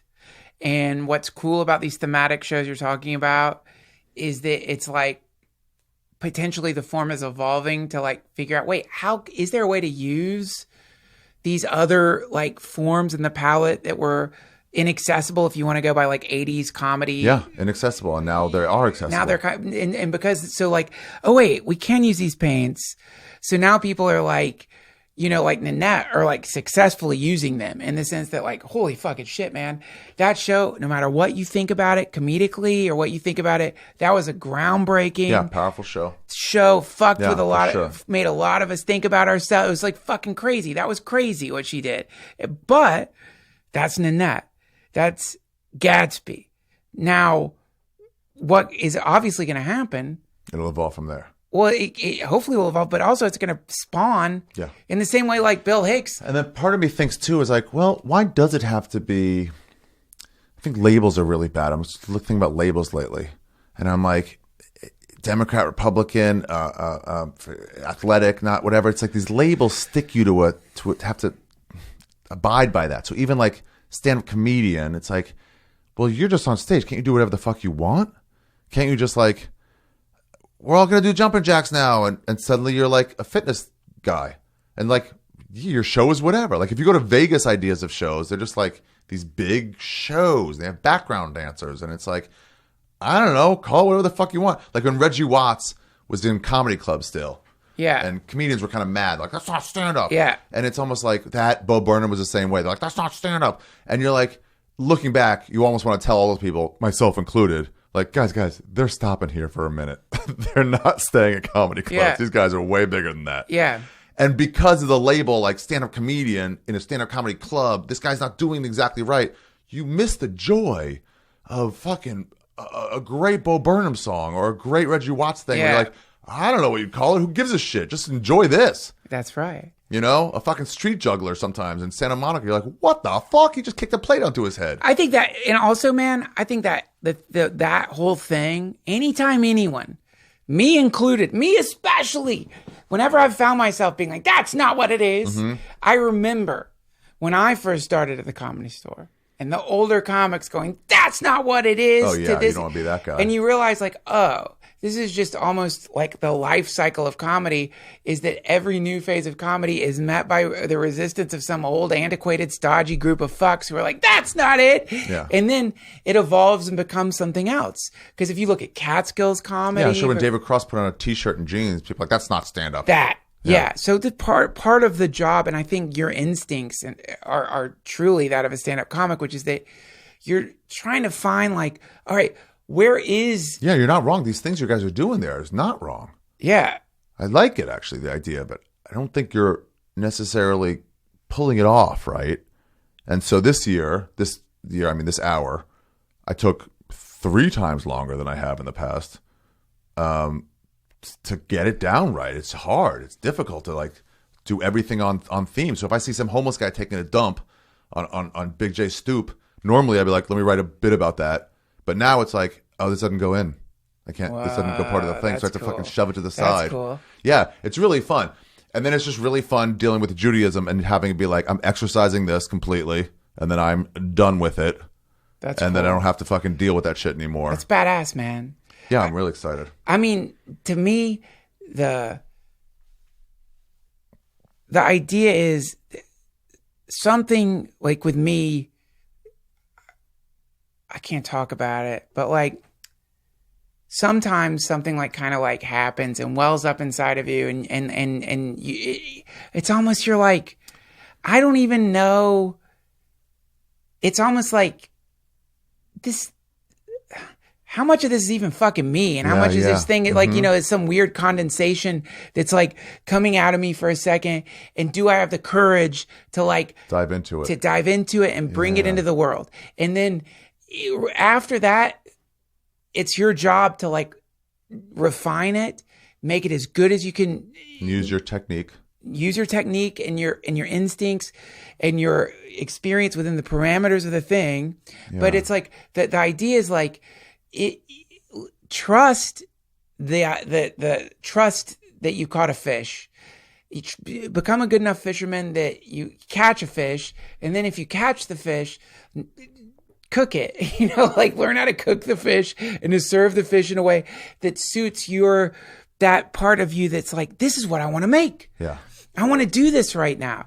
And then do that. And then, you know, after that, if people are like, you motherfucker, that's not comedy, you're not fucking funny. Yeah, it's like, if you know that you thought it was funny, or if you didn't think it was funny, you know that you wanted to sing that song and you sang it because you wanted to, and that's your job as an artist.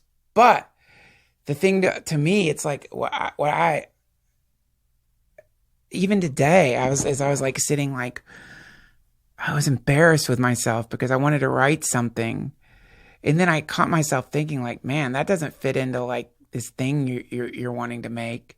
Mm-hmm. That's not. And then I realized like, oh, really, Duncan? So like the only shit that you're going to write is monetizable. Like you're only going to, like, that's disgusting. Shame on you. Like if you become that much of a fuck up that like, you're not going to like express something that has no purpose other than it satisfies you. Yeah, that's crazy. But look lucky you caught yourself. I caught myself. That's a swirl down. That's down bad. That leads to, well, just start writing Geico commercials or some shit. Right. But like that part of the mind which asks, what will I attain from this in a monetary, in that way, that part of yourself, or you look at what you want to make and you look at the market, your brain's like that kind of shit. That's not art. That's real estate. I don't mind once you've made it to be like, oh, let me see what I can get from this. Sure. You know, but to think about it is so damaging. When's this going to come out, you think? This week. Okay, I can't say this then. But I've been really thinking hard about this revenge I'm going to take on Luis Gomez. And I'm How many people are thinking that at any given moment? And I love you, Louis. Go ahead. I'm putting in as much thought and effort in this as I am on lots of other stuff. And I'm like, I want this to be right, you know? Dude, there's people right now probably in prison. God, I want sharpening a shank. I killed his father and I'll kill him too. Yeah. Yes. Yeah, you gotta enjoy the things that aren't whatever. I went to watch an SNL. Jay let me come. Yeah. And fell in love with live performance again and how important it was.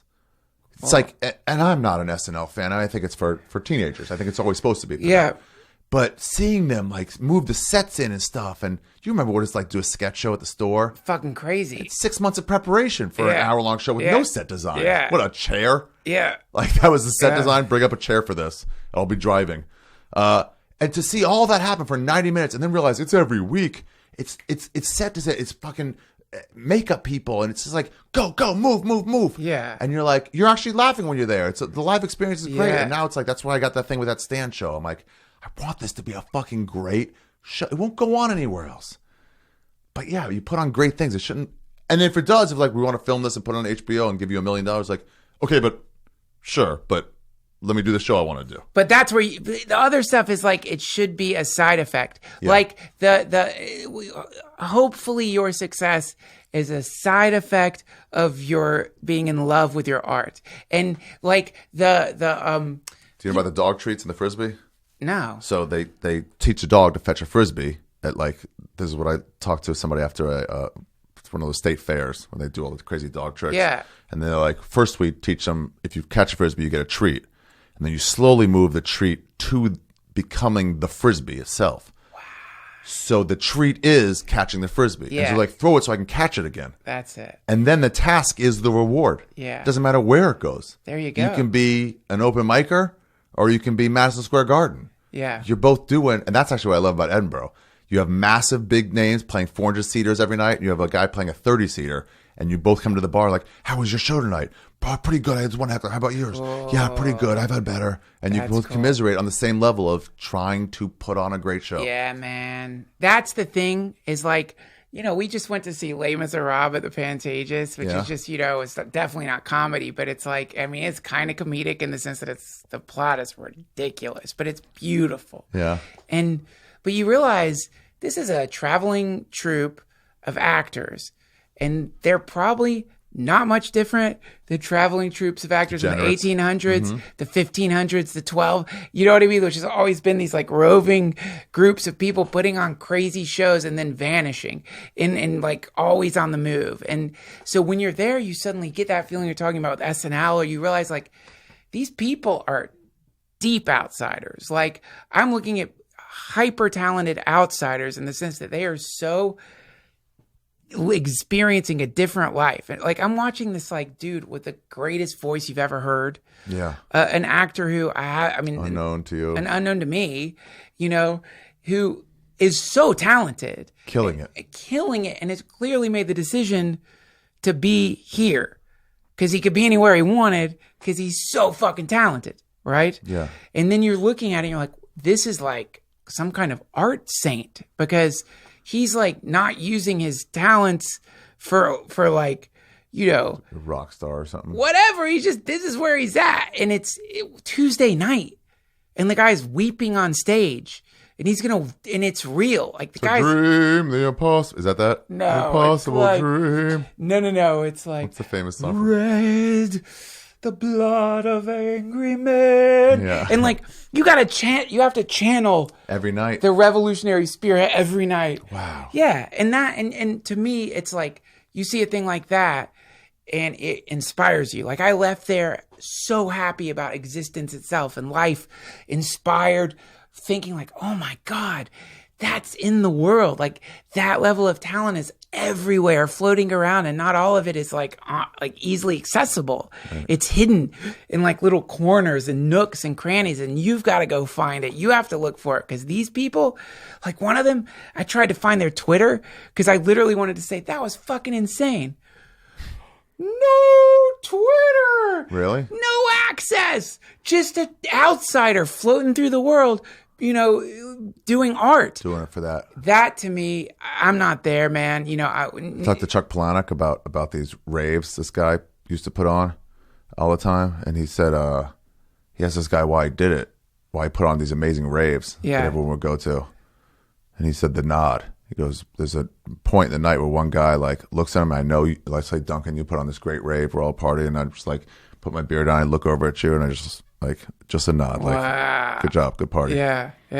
And you're like, yep, that's it. That's my applause. That's the Frisbee. Yeah, that's the Frisbee. It's like, I want that once in a while. I want everyone to know they had a good time or whatever. Yeah. That's it, man. And that to me, like whether it's a rave, it's a great, whatever kind of. Whatever it is. Whatever. If you are making really good art, it is innately revolutionary in the sense that it defies everything. It shouldn't exist. How did you even get that good to make it?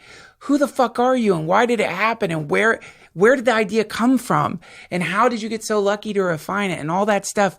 To me, it's like, not to sound like a complete sanctimonious fucking sappy piece of shit. I am sappy and sanctimonious though.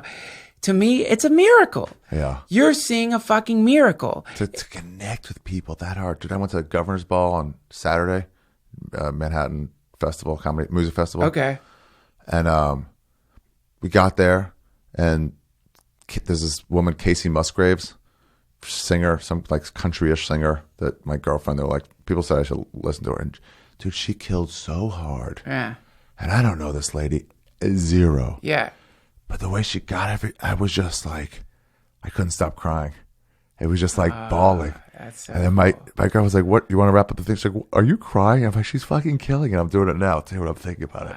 But she's killing it. It's like, this is perfect. It's perfect. Yeah. Oh. That's it. Yeah. Yeah, that's it. And there's like in Les Miserables, boy, I guess we're just like turning into like old freaking like softies, but I'm going to quote Les Miserables. You're crying and I'm about to quote Les Miserables. What happened to us? In Les Miserables,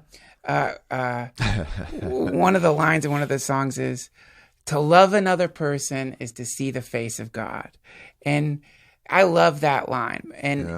But it's like, when you see that thing that you saw that's making you cry even now, if that's not God, I don't know what is, man. It's like when you're in the presence of that kind of thing, reality crack, like the shades go up for a second and you see through the veil and you see something that's beyond politics, beyond economies. It's as unifying and connective as a man being blown backwards by a fart, except it's like, you know what I mean? It's like, in that moment, I think the reason like it makes you cry is because it's sad, because it's what is possible. That is possible. Maybe it's shining a light of what I'm not doing. Is that what you're saying? Not what you're not doing. It's like all this time we're blowing each other up. All this time we're like pointing fingers and mad at this and that and that, when we could be singing together and making things together and refining each other to like do that. That's all. It's like when you see a person can do that, that's possible. That's real. And like that transcends whatever the particular low level zeitgeist shit happens to be. It transcends it. You step out of time for a second. You're no longer in your reality. You've come into a place that's a place where all great artists eternally hang out, and that's like transformative. I think that's truth to me. When you like talk, when when you're on psychedelics and you're like, I don't know what, I'm using the wrong words, but you see the truth of the universe. Yeah. It's tough to explain because your words are too limiting. So you come back, but you're like, I saw it. I saw the truth. It's beauty, whatever it is. But to me, it's like perfect performance is that. It's called. When you see somebody crushing it, I'm like, that's it. That's the truth. They have that. That's right. They're not even there anymore. The truth is pushing through their identity. And one word for that I've heard is fundamental goodness, which is that you're witnessing what the world really is, which is fundamentally good with all these mental layers piled on top of it. And so to me, that's like once you see that, oh, look, fundamental goodness. This is in the world. This is the truth. This is behind. You're looking at the structure that's holding up the stage. That is transformative because for a lot of people, they forget that that's even there. you forget. You get cynical. You're like, the world's a shithole, man. Garbage people. Yeah. World's a shithole. Everything sucks. This fucking piece of shit place. It's like, no. Look at that, man. That's fucking great what's happening right now. Yeah. And if you get that good, you'll change people. You'll make people I was talking crack. to Ian about it, Fidance, and we're like, all these people being so angry and stuff. Like, how do you stop them from like getting mad at you? And then it's like, you realize like you can't. You're too small, but you can individually here or there by being nice to people improve their mood a little bit, and then here or there you're not going to change the world, but you can change a couple, like you can put a couple starfish back in the water. That's fucking right. Yeah Just here or there. Don't even worry. It's like, to me, it's like, don't even like The world's so many evil people. It's like, yeah, you're not going to change that, but you can help that guy up. That guy fell, help him up. Yeah. Or you like, what happens is sometimes you'll be around someone who used to be a real piece of shit, and they're all glowy and they don't say anything. They don't tell you anything. And then you're like, hey, what's going on with you, man? And then they're like, oh yeah, I stopped drinking, or whatever. Twitter. Yeah. Yeah. You're like, whoa, you're different for real. Whoa. And then in that moment, that person doesn't have to really tell you anything. Yeah. No methodology, what the Dalai Lama said. He leaves you with a smile. What did Dalai Lama say? My religion is kindness. Yeah, how you can be like, fuck you, nah, all right, that's fine. So we were sitting there on one of these inflatable, those chairs you have to like push air into and quickly seal it. Yeah. We were sitting on one of those and watching whoever, and this dude came back from stage-wise, like towards like leaving the area, because like all the open space behind you. And I think he was saying it to a lot of people who brought like, because it was all kind of muddy, who brought like towels and shit. And then, but eventually to us, sitting on this inflatable chair on the lawn. And he goes, killed it. Great idea. High five. And you're like, that guy's like Johnny Appleseed with just like, he left you with a smile in his wake. Yeah. As opposed to like, that's not fair to the trans community. It's like, all right, you could be that or you could be that. Which one do you want to be? You want to leave people like smiling when you walk away, or like, I don't know, all upset? Just like, be happy. Shit's pretty good. Well, I mean, usually like when I called, at one point I called my friend who has a trans kid. Yeah. Because I wanted to talk to him, like understand it more. That's disgusting. He's into trance? Yeah, his kid loves trance music. You don't like trance? Put those kids down. It's really good music, dude. Yeah, sorry, go ahead. But I was all like freaked out, and like I'd gotten really sucked into the whole vortex of what was happening, and realized, I don't really know anyone who is trans. No.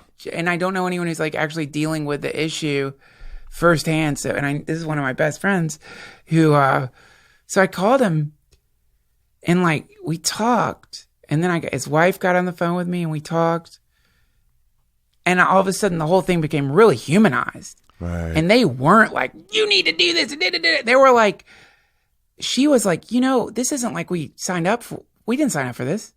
Like when you're having kids, one of the things you're not like imagining is you're going to be on a council. Way. You can't even think gay, let alone trans. No. So it's like, and there wasn't a shred of like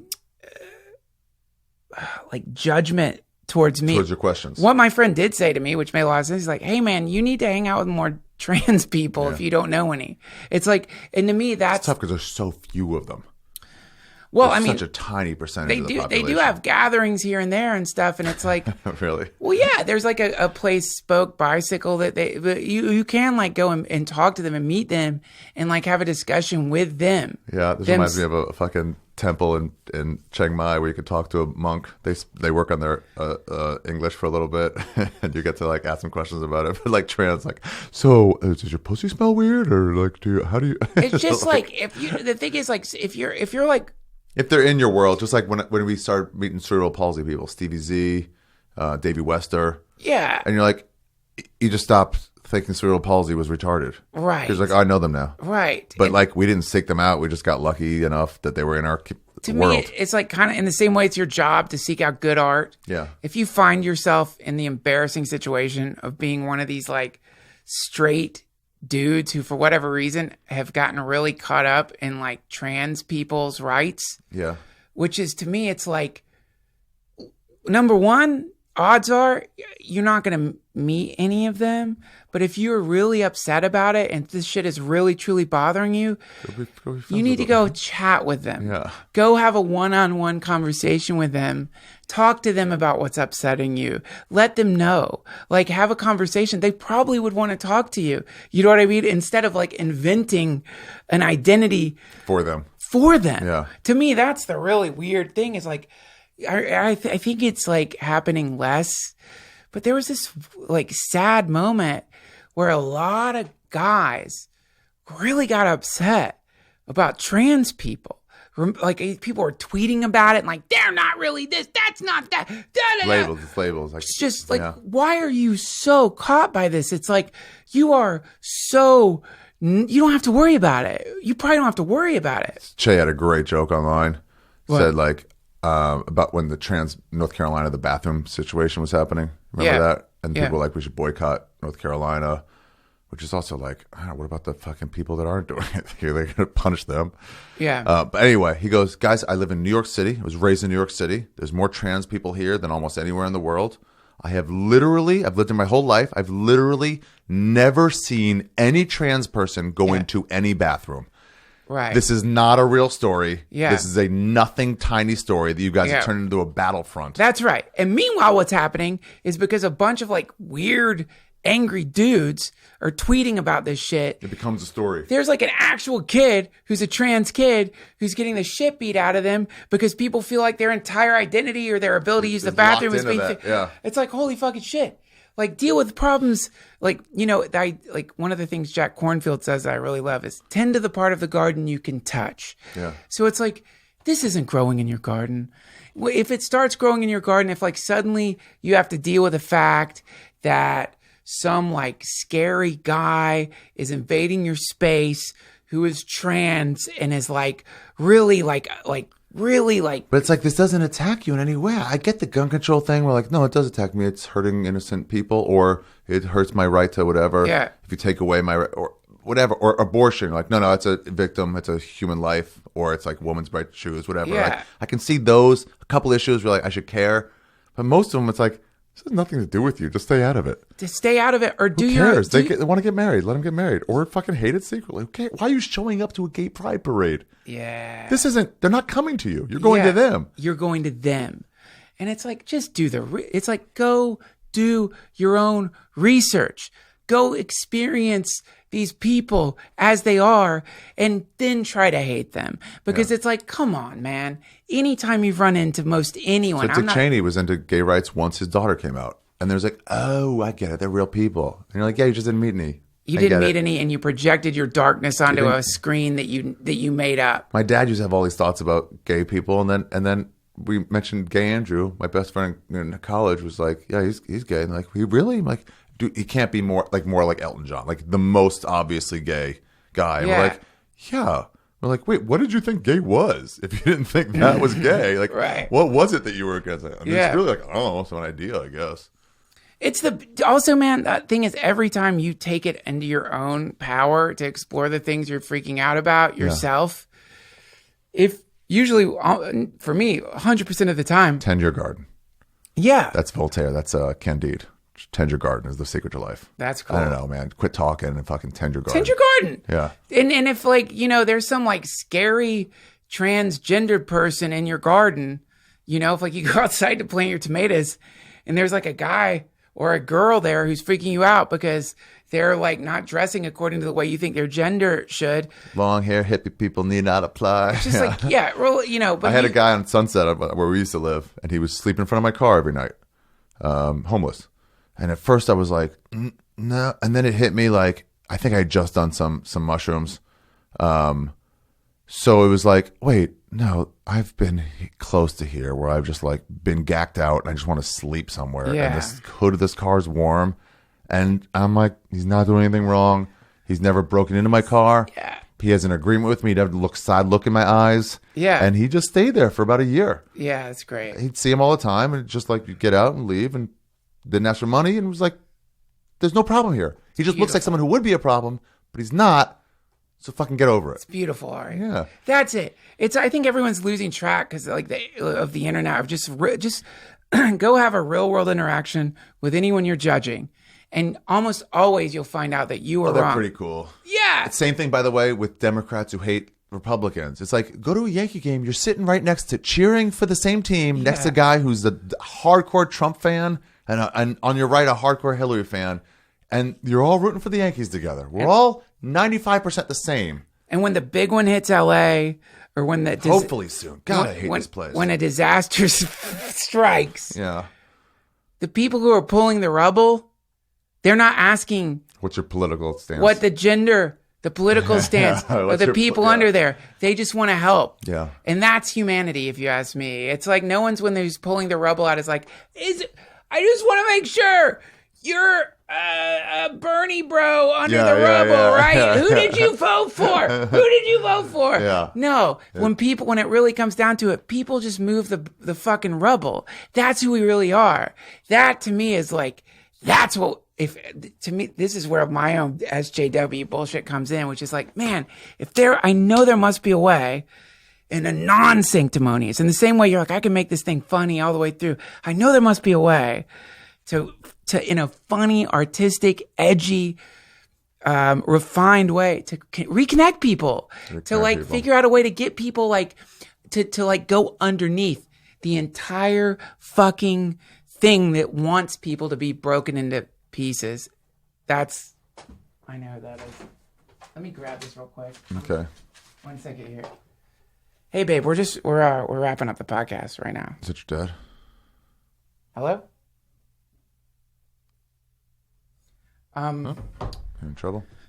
No, okay. Not at all. I mean, I'm usually, honestly, these days, like I don't stay out this late. When you have a baby, because you have to wake up at like 6. Ugh, it seems awful. I know. From the outside, it seems so awful. I know, man. I know. It seems. Oh my God. I'm like hyperventilating for you. You know what's cool is all this fucking shit like this. It just reminds me of 8497. Where were we? 8497. Sunset? Yeah. And you messing with like making weird songs. Well, I'll tell you off there. I've never gotten sick of it. Yeah, and you're using it. I'm using it now. It's cool. It's really cool. Yeah, thank you can God. see the background of like, oh, this guy his dad was in the newspaper industry, so you see how that informs his art. Like, it so clearly has informed what you're doing now. Yes, it has. Well, that's a different podcast. Ari, thank you for spending all this time. I want to have one thing. Yeah. And I just want to get this and tell me what you think. So when you're in that mushroom or acid place and you see the truth, then you come back. You're starting to like come back to reality. Yes. And what I find is when you talk to someone, they start going like, and they start mentioning things like levers and pulleys, and you're like, oh, what? And they're trying to like, no, you don't, like you almost see them. You're like, you don't get it. Yeah. And there's 5 minutes. Shane Moss got stuck like that for like 2 months, but yes. like 5 minutes where you're halfway, you can still see the psychedelic world. Yes. But you can also see these normal people you're talking to. And I think, tell me what you think, that is a open phone line to that world. So when people are doing that thing, you should stop everything you're doing and say, explain it to me, let me hear it, instead of going, you're not making any sense, going, oh, there's perfect sense in there, their words are failing them because they're entering into this world where their words don't work anymore. Yeah. And it's like, whatever they say, you should write that the fuck down, and it's close to the truth. I don't know. Yeah. So I came out of one like last year at a music festival, and it told me like my friend Corey, I was like, she just found out the truth. So I was like, what did you say? She goes, I don't, it's like, no, say it again. It told me to ask you. And she's like, I don't know. And she got weirded out like, fuck, it's gone. Yeah. I don't know. I don't know how to bridge that gap. Like they said, bring something back. Oh, well, I mean, the thing is, like, the reality of it is, man, you're already there. Like, that's where you are right now. Like, you are there right now. But because you have our like focus on our identity is so profoundly all encompassing that we can't see it. And so we're like, the idea is like, well, here's a fun little experiment you could do if you want to really like have some fun. But again, people listening, this is like a thing I've talked about a little bit on the podcast. Don't jump off a building. Okay. Don't like don't do this if like there's a part of you that's like, I don't know, man, I'm already like kind of a little off, you know. Too cautious. If you have history of schizophrenia in your family, don't do it. Otherwise, go for it. Go ahead. That's my thing. Okay, so like one practice is called dream yoga, and so what I was talking about earlier. So what you could do is begin to notice how dreamlike this reality is. So whenever it comes to your mind, and it doesn't mean like notice it like, yeah, I guess it's kind of like a dream. It's like really like look at this and think, what is the difference between this and my dreams? What is the difference? There really isn't that much of a difference, man. In fact, you can get to the point right now. I don't know. Have you ever had a lucid dream? No. Sleep paralysis? Don't know what that is. You ever woke up, but you're not really quite awake? You're still in the dream place, but you can't move your body. You can't get out of it? No. You don't have an in-between place where you're falling asleep, that place, right? So when you're in that place, you can almost think, wait, I have a body in another world, right? Right. Okay. Similarly, in this place, you could do the same thing. Who's dreaming this shit right now? If this is a dream, who's having a dream? Who is the dreamer? And then within that, you can start really deconstructing your reality to a point where you start realizing like, wait, this is like a dream, literally. It's all set design.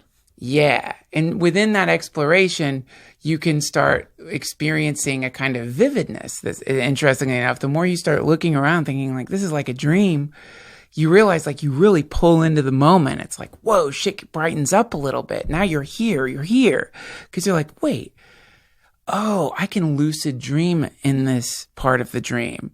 And so within that, you can begin to like experience some pretty interesting psychedelic moments that are completely non-dependent on a psychedelic, to the point where you begin to realize like, oh, in a weird way, psychedelics are comforting and preferable because I know when I'm coming down. Right. And if and when I'm on the psychedelic, I can think, oh, I'm just tripping. Yeah. But if suddenly you begin to realize like, wait a minute, I'm still tripping. In fact, everything is a psychedelic moment. Everything is happening within my own mind. Everything that I'm experiencing is a phenomena that's happening inside of my mind. I cannot see external phenomena outside what's happening within my own mind. So this thing that you're experiencing is inside of a simulation, which is your brain.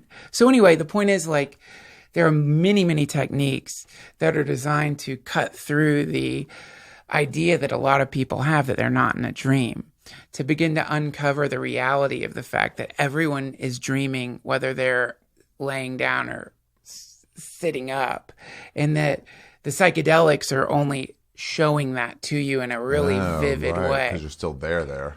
Yeah. But you're there right now. Right. You're there. You're just really connected to the dream of being a human right now. So you're really absorbed into the human thing. Yeah, it's like when you do take like a bunch of whatever, your body, you haven't left your body. Your just mind starts thinking a little differently. Yeah, that's right. And also to finish it off, it's like if you really want to fucking like trip, learn to be still. Learn to sit still for long periods of time and watch what happens. And then within that, like the thing that you're looking for in psychedelics, that I certainly look for in psychedelics, you realize, oh, that's why I like the psychedelic. The psychedelic was a means to an end. I still love psychedelics. Don't get me wrong. I always will love them. But like the thing that I was like seeking in that, which was like, wow, I saw an alien, an angel. I encountered a being. I saw the spirals and the spokes and the interior mechanisms of some massive, cosmic, out of time and space machine, a thing so beautiful words can't even encapsulate it, that seems to be connected to some civilization that's entering into our civilization. However you want to put it, all that thing that you're looking for there in the psychedelic realm is here right now. It's just you're not seeing. Learn how to tap into it. So a person will come to you and they'll say, I was on this or that psychedelic and I had an encounter with a being that told me how important it is to love other people. Right. You're in an Uber, and the Uber driver says, it's really important to love other people. For some reason, you're going to listen to the fucking being more than the Uber driver. Yeah. Right? Because the being is... Seems mystical or something. Right. But so the reality is, why you like... The reality is also like, when you were tripped out, it probably was just an Uber driver telling you. And you're like, some being, some magical being, like, oh, some dude. Right. Well, and also because it was brand new. Right. So when you encountered the dragon or the alien or the thingamajig, it was brand new. You'd never seen it before. Right. And so really what people are looking for is novelty. They're looking for an experience of newness. So like I'm laying with my son and he's like, I'm playing with the blanket, pushing it up, letting it fall on his head. I'm playing with it. I'm realizing like, this is maybe like his, like, I don't know how many encounters he's had with a comforter. Yeah. A massive fucking change and everything. Huge white fucking movable soft thing that can land on you and everything gets dark and it goes off of you and everything brightens up again and lands on. What is it? Like, what is this? Yeah, right. Yeah. And he's so into it and so in the moment of being with that thing, right? Yeah. It's brand new. So nothing has changed. Except that we've laid on top of that fundamental reality, okay, I'm getting it. Layer upon layer upon layer of stories. It's a comforter. It's a blanket. Right. It's white. It's a thing I bought here. It's a thing I bought there. It's not enough to keep me warm. It's too much. It's too hot. Instead of experiencing that fundamental, primordial, unconditioned state, which is exactly what's already there anyway. It's already there. It's the newness makes it seem interesting. Well, the peeling away of the overlay of our cognitive fucking like... perceptual mechanisms produces an instantaneous sense of bliss. Damn. Okay. I like that. That's it. Yeah. And so that's so like the idea is that's why people say when you meditate, it's not going to change anything. You're not getting anything from it. What they mean, what that means is it's like you're already in heaven. You're already in a predicament of being completely in this beautiful, vibrant, incredible, infinitely new place. But you've decided you've figured it all out. It's old. You know what it is.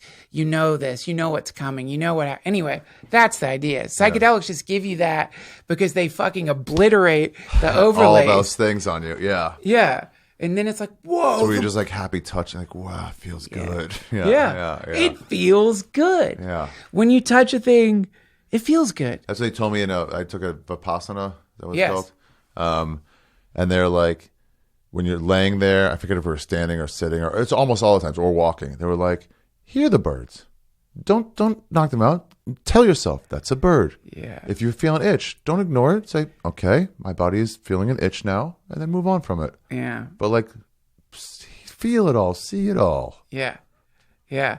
If you get into that state, you are in a completely alternate dimension. Yeah.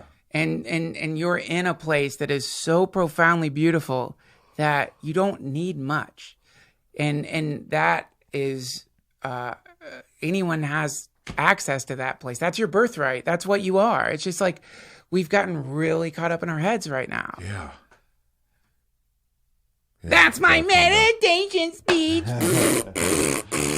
I love you, Ari. I gotta get home. All right. I'll be in Columbus this weekend. Thanks. What's that? I'll be in Columbus this weekend if anybody's Ari there. will be. Oh, and this is out this weekend. So, guys, Shroomfest this year is June 15th, 16th, and 17th. It's probably what brought us together here today. Pretty exciting about Denver. What's Denver?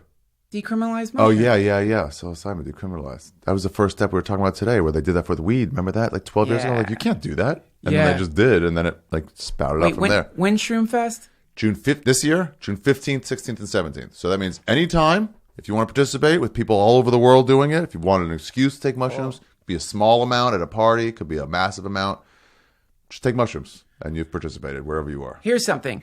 I want to throw this out there. I'm not going to do it, not because I don't, mushrooms have never gone well with my stomach, weirdly, but I do want to add this to it, man.